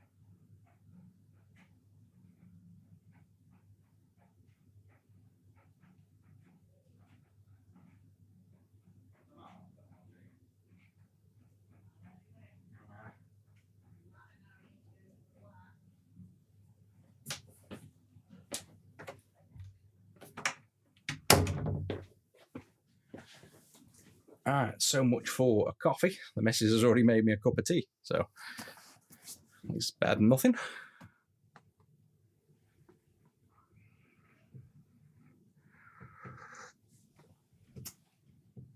Yeah, I can mute the mic if I want to. That's how good the thing is, but no. Just talking about taking Rusty for a drink and picking him up, I'm not too fussed about that, but I can just press this button here to mute. But yeah, I'd normally mute it if I'm going away. But I was just going to grab a coffee, so it doesn't really matter.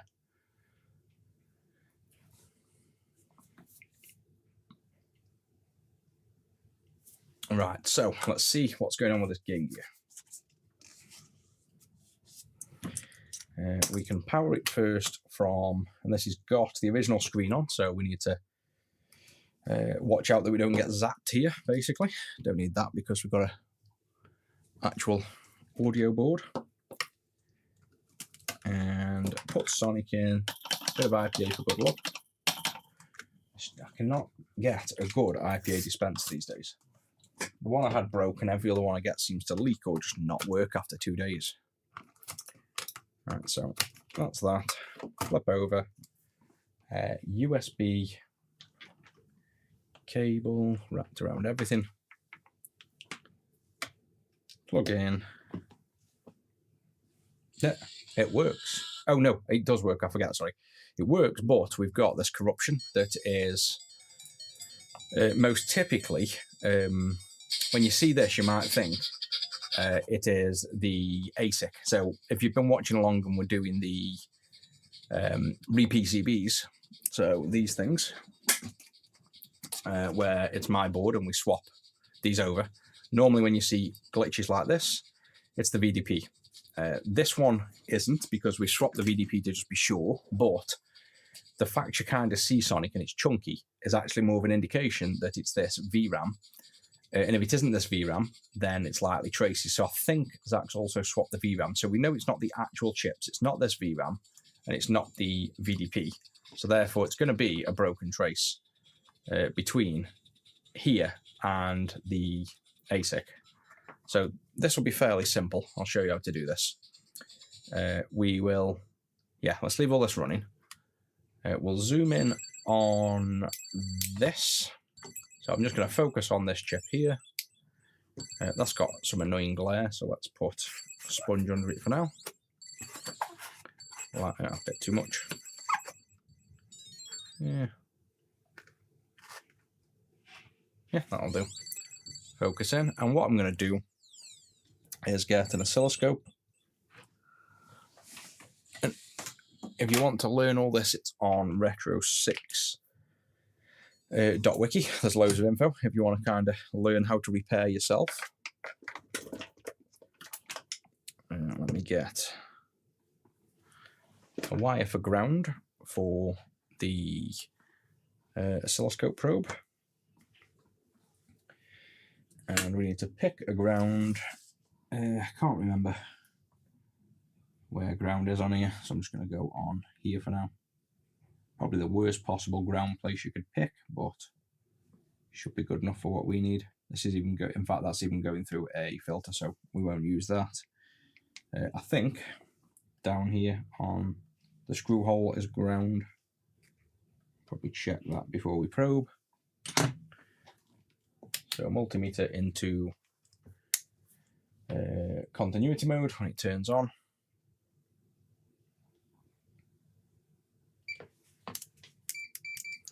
There we go. So ground on here, ground here. Yep, so that's a good ground. So probe's got ground. And what we're going to be looking for is a broken trace. So I'll show you, if we find it, what it looks like. But I'll show you the working signals. It could also be the... actually, no, it's got to be. There has to be a broken trace on here, really. There's nothing left. We swapped the two chips. We're pretty much guaranteed it's got to be a broken trace on here. Well, I say it is. There's also a very rare chance it could be the screen, but it's got classic VRAM chunky graphics, so I doubt it's that. So let's pull up the oscilloscope.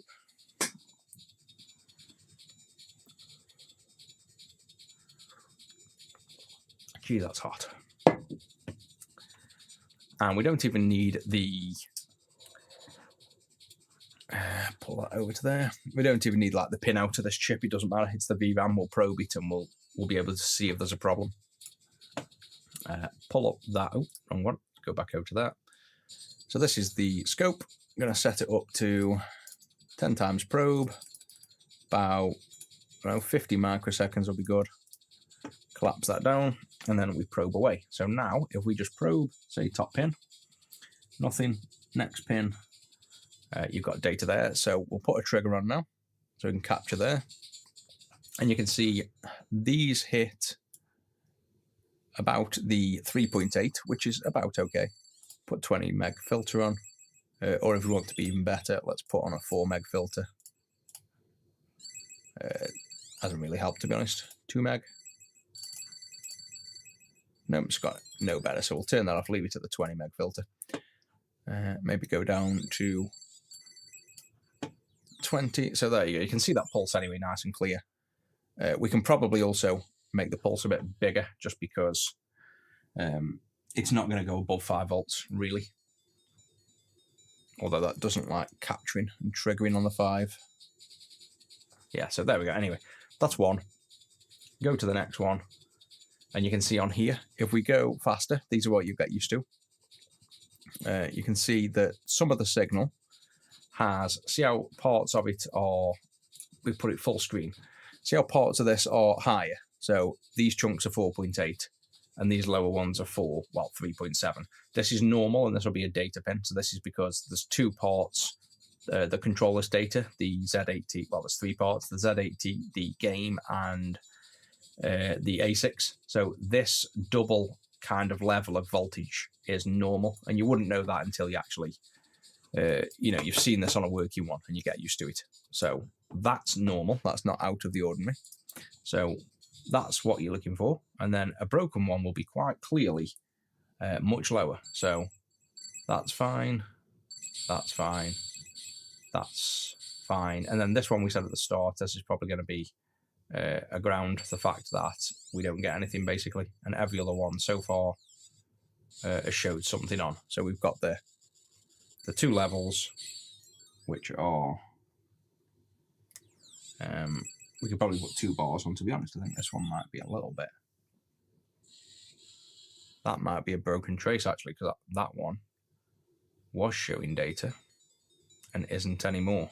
Let's power cycle and see if that shows up. Oh yeah, I think I just maybe glitched it. Sometimes touching the pins, you can glitch the pins if you short them between each other. So we go down here now, and we should pretty much hit something that's,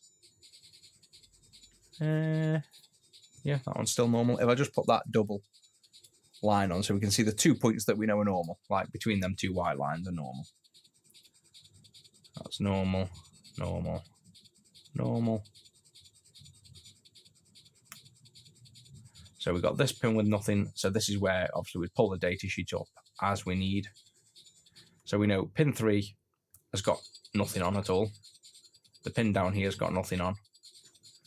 So if we remember that, we can obviously go from there. Normal. And the other thing it could be is a short as well. You could have a short under here.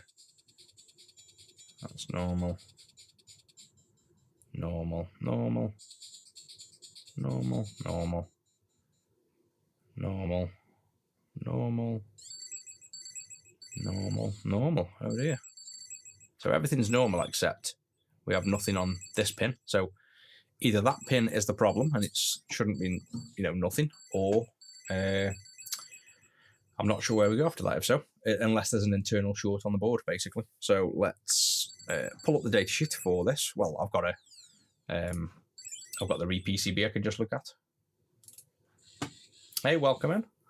So we're nearly wrapped up. We're just fixing a game gear now. Well, we're hopefully going to fix it. Right, video RAM.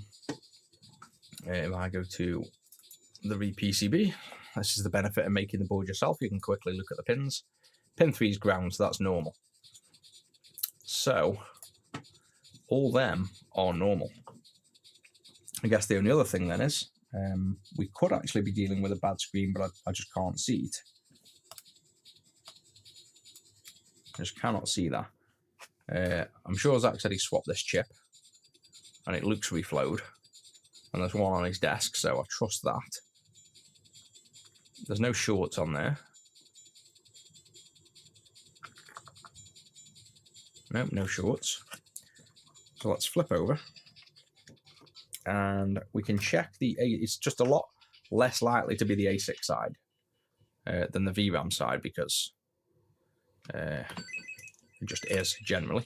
So now what we need to look at is where all these traces go to this, which I think is down this side. So I'm just going to pull up the re-PCB again and look where they all go. So AD0, 1, nothing, 2, 3, 4, 5, nothing, 6, 7. Yeah, so that's ground. So there's 1 at the bottom, or 2 at the bottom, all at the side.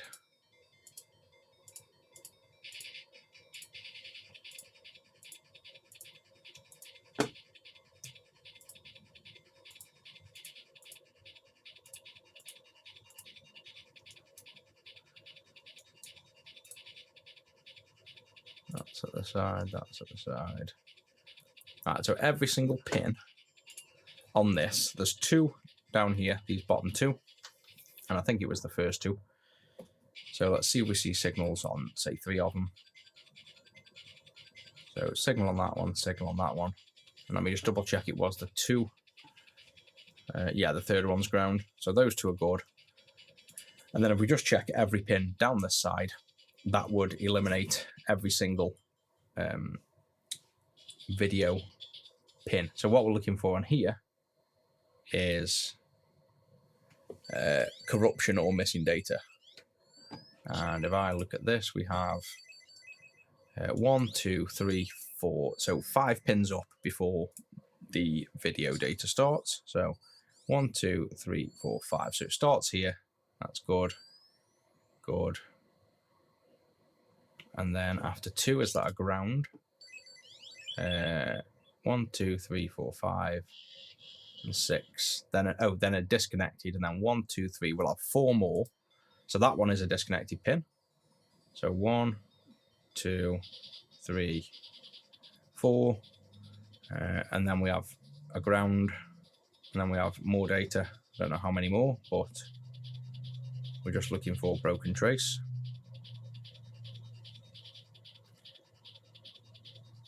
So we've got 1 here, so it's 1, 2, 3, 4, 5, 6 off the top, and 6 off the top is 1, 2, 3, 4, 5, 6 off top as ground. We've got 3 more, then a ground, then 1 more. So we've got 1, 2, 3, ground, and then that, which is 5 volts. So it's not a broken trace either way, and that's the reset. So that's all the pins good.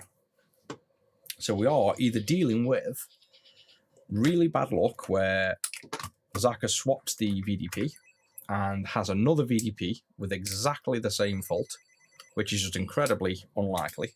So we're either dealing with, this being a VDP of exactly the same issue, or maybe this is a bad screen, or maybe bad connections down here. So that's, yeah, I didn't expect that. I would have said that was VDP, and I think it's looking like it's not the circuit board, unless there's an internal short on one of them pins, which is, again, almost impossible. So let's put some gentle heat on the screen. But if not, it is actually going to end up being a re-PCB for the customer. Because, well, a re-PCB or a clean screen. The clean screen will probably fix it if it is the screen issue. So I'll just put a gentle bit of heat on there and there to see if anything changes.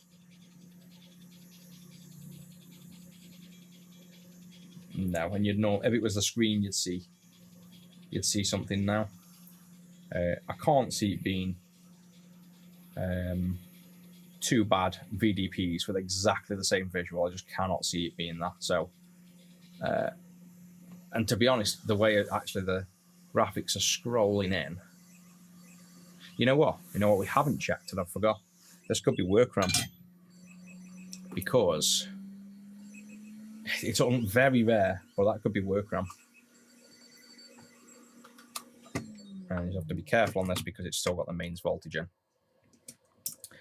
Let's swap. In fact, it even could be the Z80. So let's swap the work RAM. Have I got another one?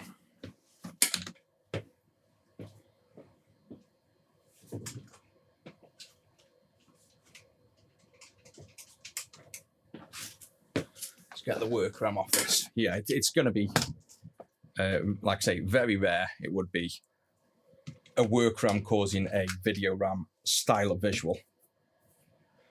But let's just chuck it through how quick these are. We'll chuck one on. So I'm just going to flux this up, flux this one up, and hot swap between. So we'll go into there, we'll zoom in on this one, and I'll just hot air one off. And instead of you seeing me hot air one off and me faff with the cameras, I'm just going to leave that one in view while I hot air the other off. Hey, thanks, Ross. Let me know what you think at the end. Hopefully, when you watch back, we've fixed it. Well, we obviously can fix it, but we've got to try and keep within the customer's budget first in case they don't want this work doing, basically. Like, they don't want to pay for extra stuff, but I just can't see it being the I can't see it being the circuit board, and it's giving off VRAM and VDP like issues. It could still be the CPU. It could be basically any of the chips. So just because I want to know what it is, and I think it's still chip related, I'm just going to swap chips until we see. And then if it turns out it is one of the chips, I'll screenshot this stream, put it on the wiki so others can see what it visually looked like when it failed and what it links to. Because I'm now suspecting, to be honest, the CPU is what I'm actually suspecting. And I think if I looked on my own wiki, I think we might find that we've had a CPU fail with video glitches before, and it was rare. So I bet any money it's going to end up being the CPU, to be honest. But let's just swap these out first anyway.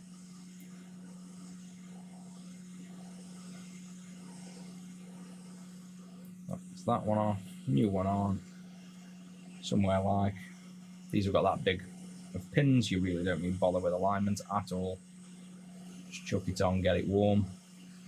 Let surface tension do the rest for you. A bit of flux on there. Warm up.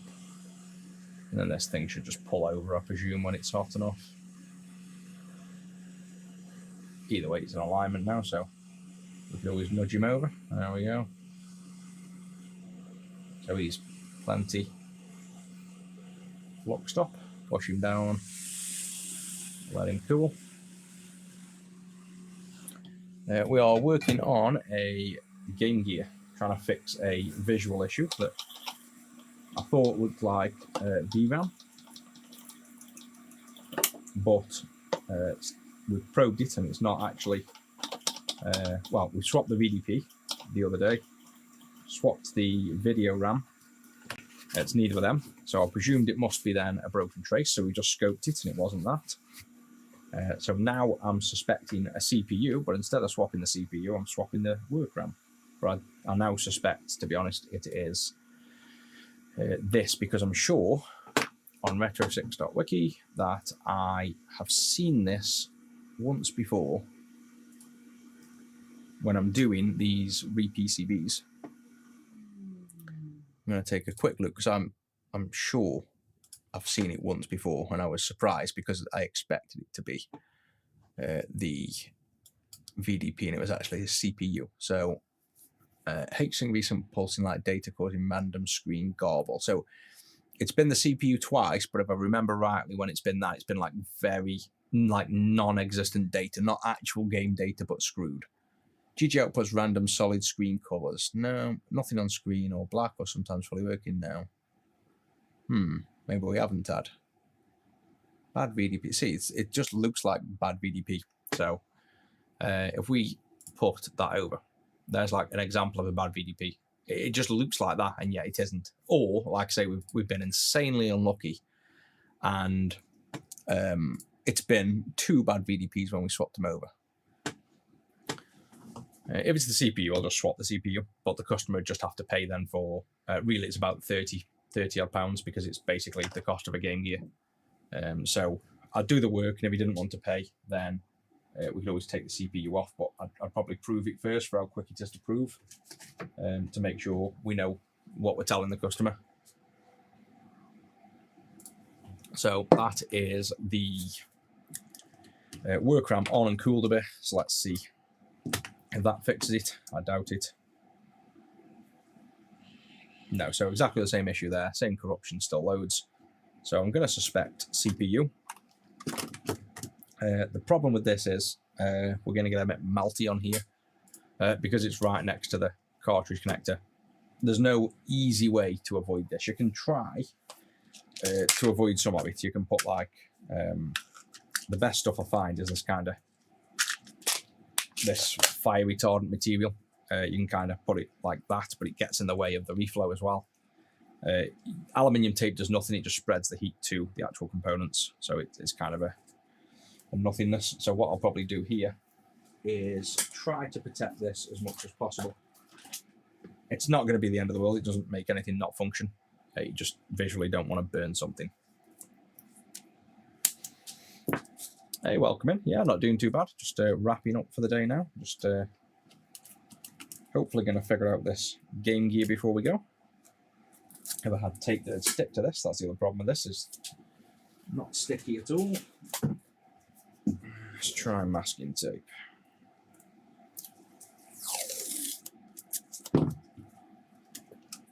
Get that down over.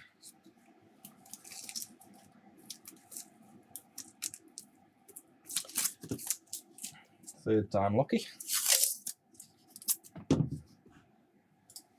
I do these repairs from home. We used to have a shop, but now it's purely online retail. So, but the repairs side, I just do it from home, basically. There we go. That's as protected as we can get that plastic there, and I'll aim the hot air diagonally down. So let's swap this off for another CPU, and I think, to be honest, this is the most likely culprit now I think about it. If it's not the CPU, then this would definitely be what we class as beyond economical repair. It's going to make a lot more sense for the customer to have these two chips and the Z80 transferred to a re-PCB. It's just going to be cheaper. So we've done enough diagnostics on it by the time we do this swap that's as far as I'd realistically take this, basically, before it makes a lot more sense to put a re-PCB in.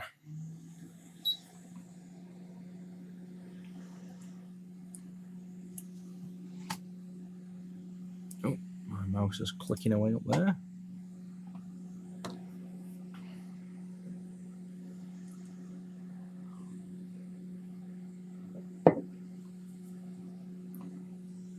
What are we working on? I can't remember if I've answered that one or if it's somebody else, but we're working on a Game Gear, trying to get some graphics glitches fixed up.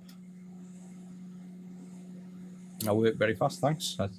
Probably because I'm in a little bit of a rush to see Rusty now, to be honest. I want to go sit and chill and play Pokemon trading card game on the Game Boy Pocket as well.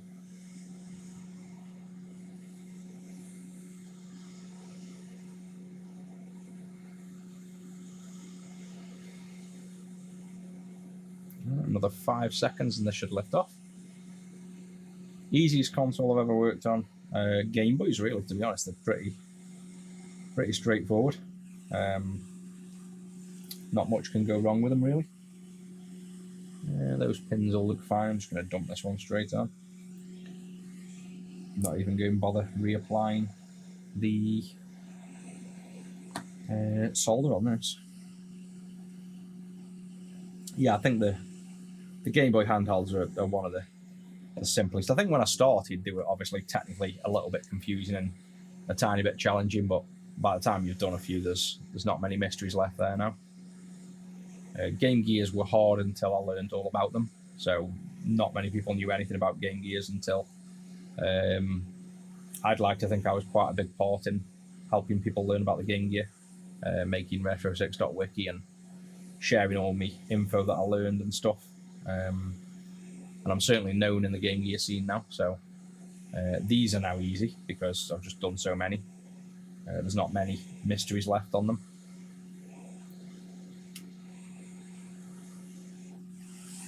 That's a new CPU on. Let's see if we melted plastic still. I'd say that's charred. Got a little bit there and a tiny bit there, which you can't really avoid if you're going to swap a CPU. But neither of them affect anything. They're well enough away from anything. It's not like touch the cartridge connector, and that's just holding a piece of plastic in covering the backlight. Yeah, Dreamcast can be a bit of a pain. I think mainly if you're doing GDMUs and stuff, and the HDMI mods, the Noctua fans, I think the IC 601, is it, underneath. I've now added to the wiki. I recommend removing that at all times, because if that ever fails to detect a pulse on the fan, the pulse width modulation, it just turns off completely. So I always recommend removing that IC 601, I think it is, or 603. Heat and airflow on that was 470 Celsius, 80% airspeed.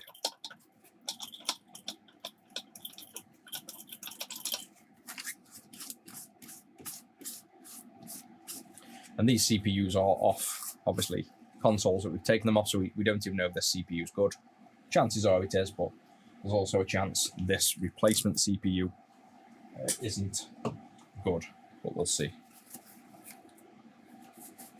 Usually they are. I've only come across, I think, 3 bad CPUs in hundreds of these now, so it's very unlikely the CPU is bad, but then, obviously, we think this one's bad for the customer, so I should probably check those solder joints as well. I haven't even really looked at them that close.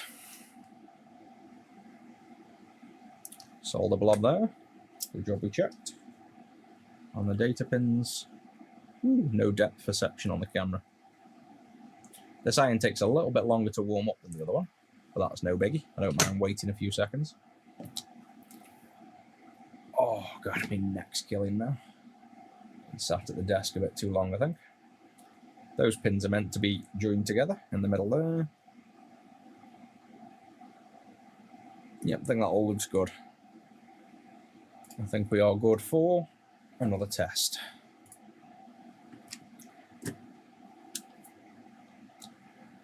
So let's flip this over.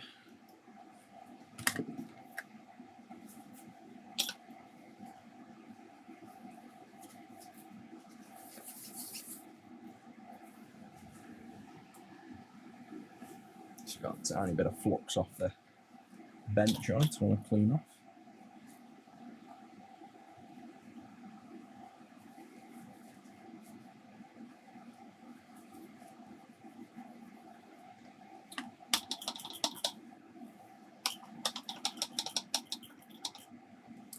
What system we're working on? It's a Game Gear.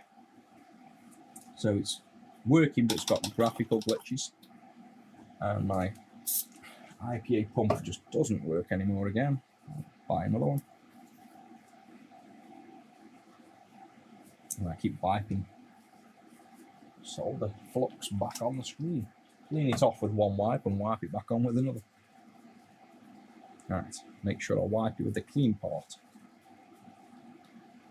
There, right. Let's turn on this here. Nothing. So we've been unlucky and got a bad CPU. Or do we just need to spray the game again?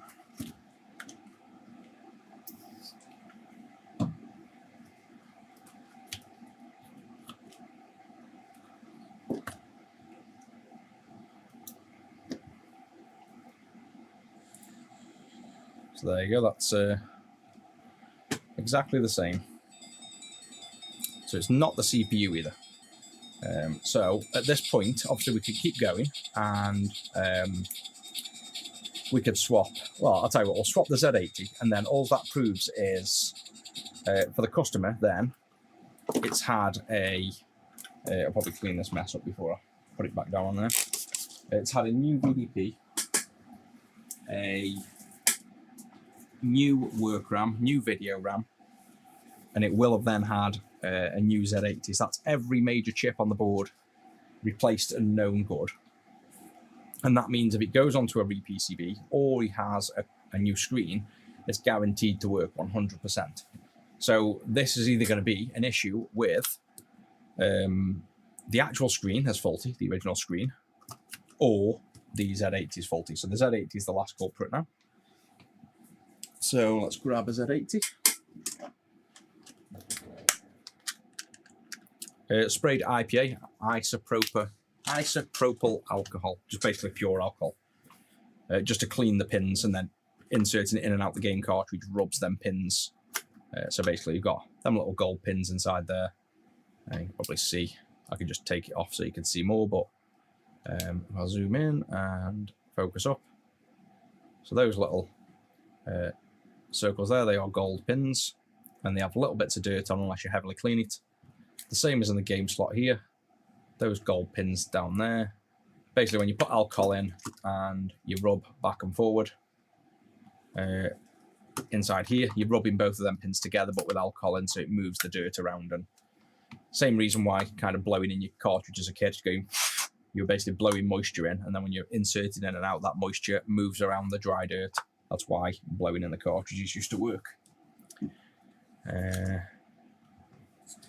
I'm going to go with the Z80. I've rarely seen a screen fail that way, but we'll see.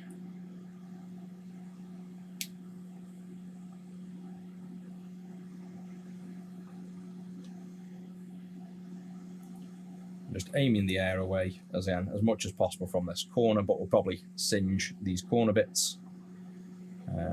Considering this is very likely going to be re-PCB'd or the screen taken out, one of the two. The Z80 is a CPU, so it's the Zilog, Z-I-L-O-G, a Zilog Z80, very common off-the-shelf baby. I call it an MPU, microprocessor, but it is kind of a CPU. A generic part. They've just stopped manufacturing them very recently, so they were actually making them right up until very recently. You could actually buy these new still, even though they're crazily out of date.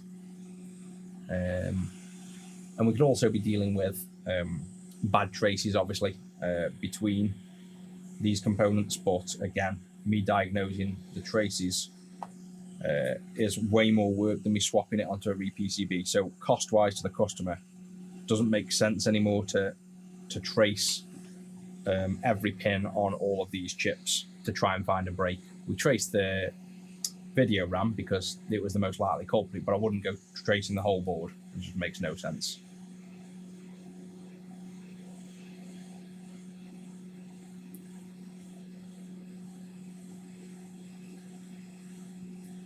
Cheap solder paste is in actual solder paste, so instead of using solder, you're putting paste on a stencil and reflowing. If so, then so long as it isn't dry and you add your extra flux, there's not much difference. But the main difference between cheap and expensive in that way is simply the flux more so than the solder.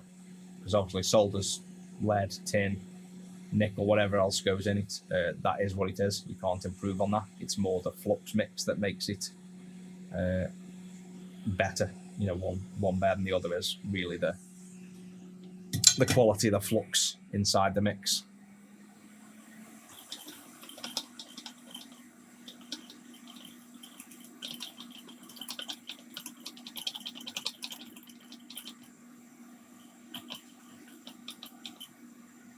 Oh God, this neck is killing. Definitely been sat at my desk too long today. Alright, that's the last swap we're going to do. Let that sizzle away. Leave up my desk a bit because that's as far as we're taking this one anyway. I'll go have some tea. Oh, what are we thinking? Do we think it's going to work or fail? I can go back over.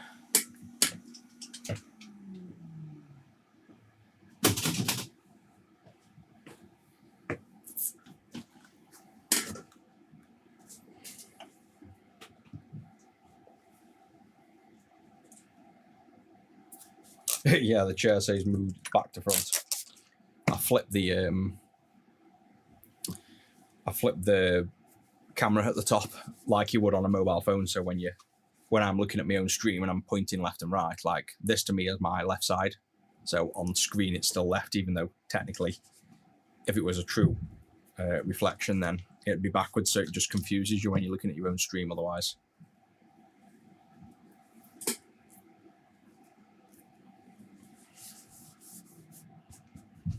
Yeah, see, like a lot of people are going to think it's the screen. I think the screens are faulty a lot, but they're not normally faulty in this way. That's what's throwing me. because the screen would have, it almost can't be the screen, because it doesn't hold the video data to be able to show it in them kind of blocks. It's pretty much a single frame push through. Now, it's not saying it can't be. It could still glitch out internally where it realigns certain parts of the circuit. It's possible. It's just one of them that I don't think it would be. So let's see. Right then, moment of truth.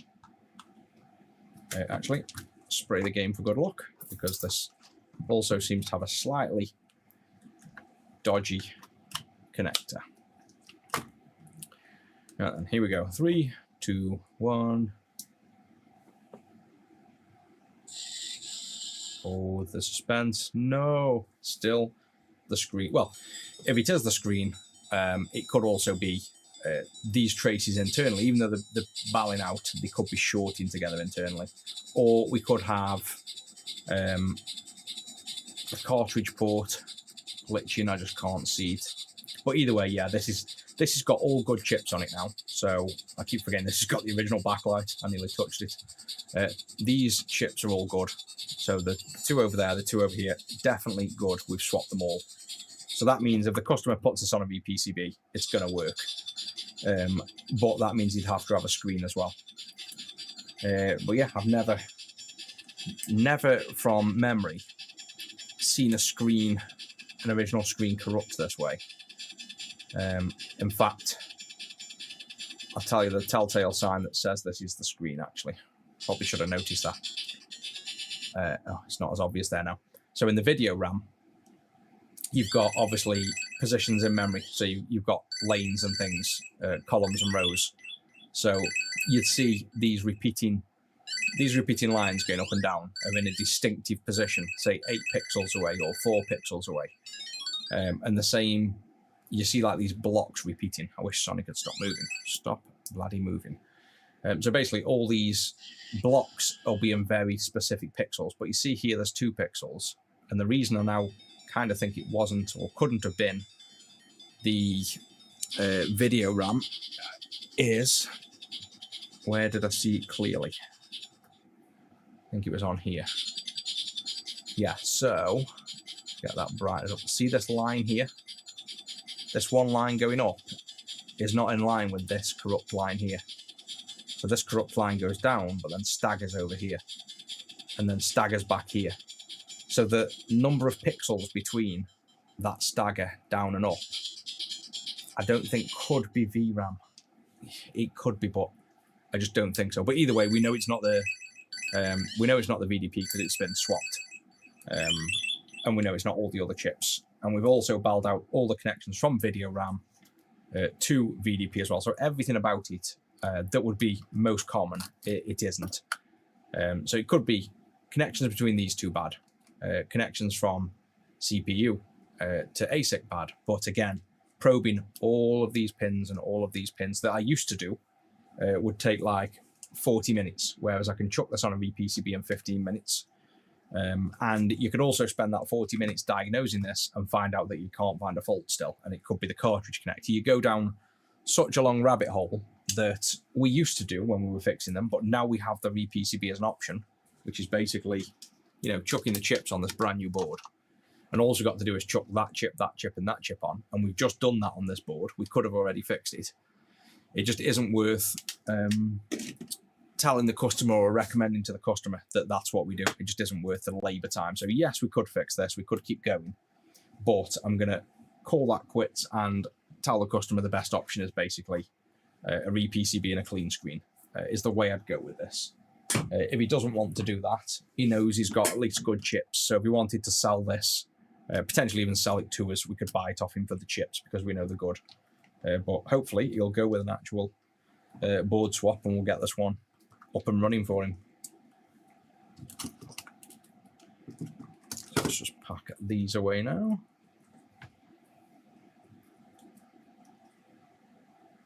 Original Xbox, what's the error code?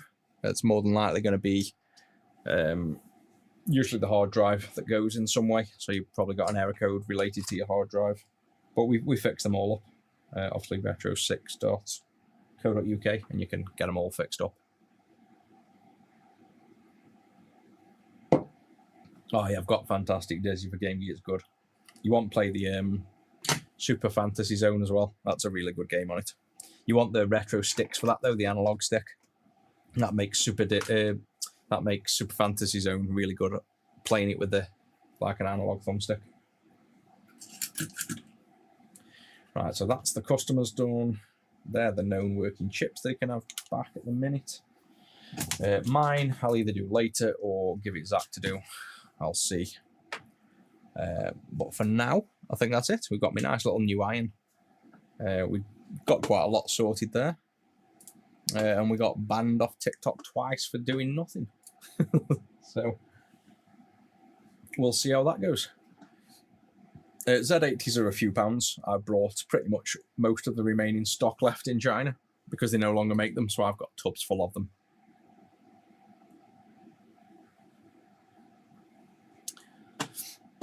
Right, I will catch everybody probably tomorrow. Thanks for joining in.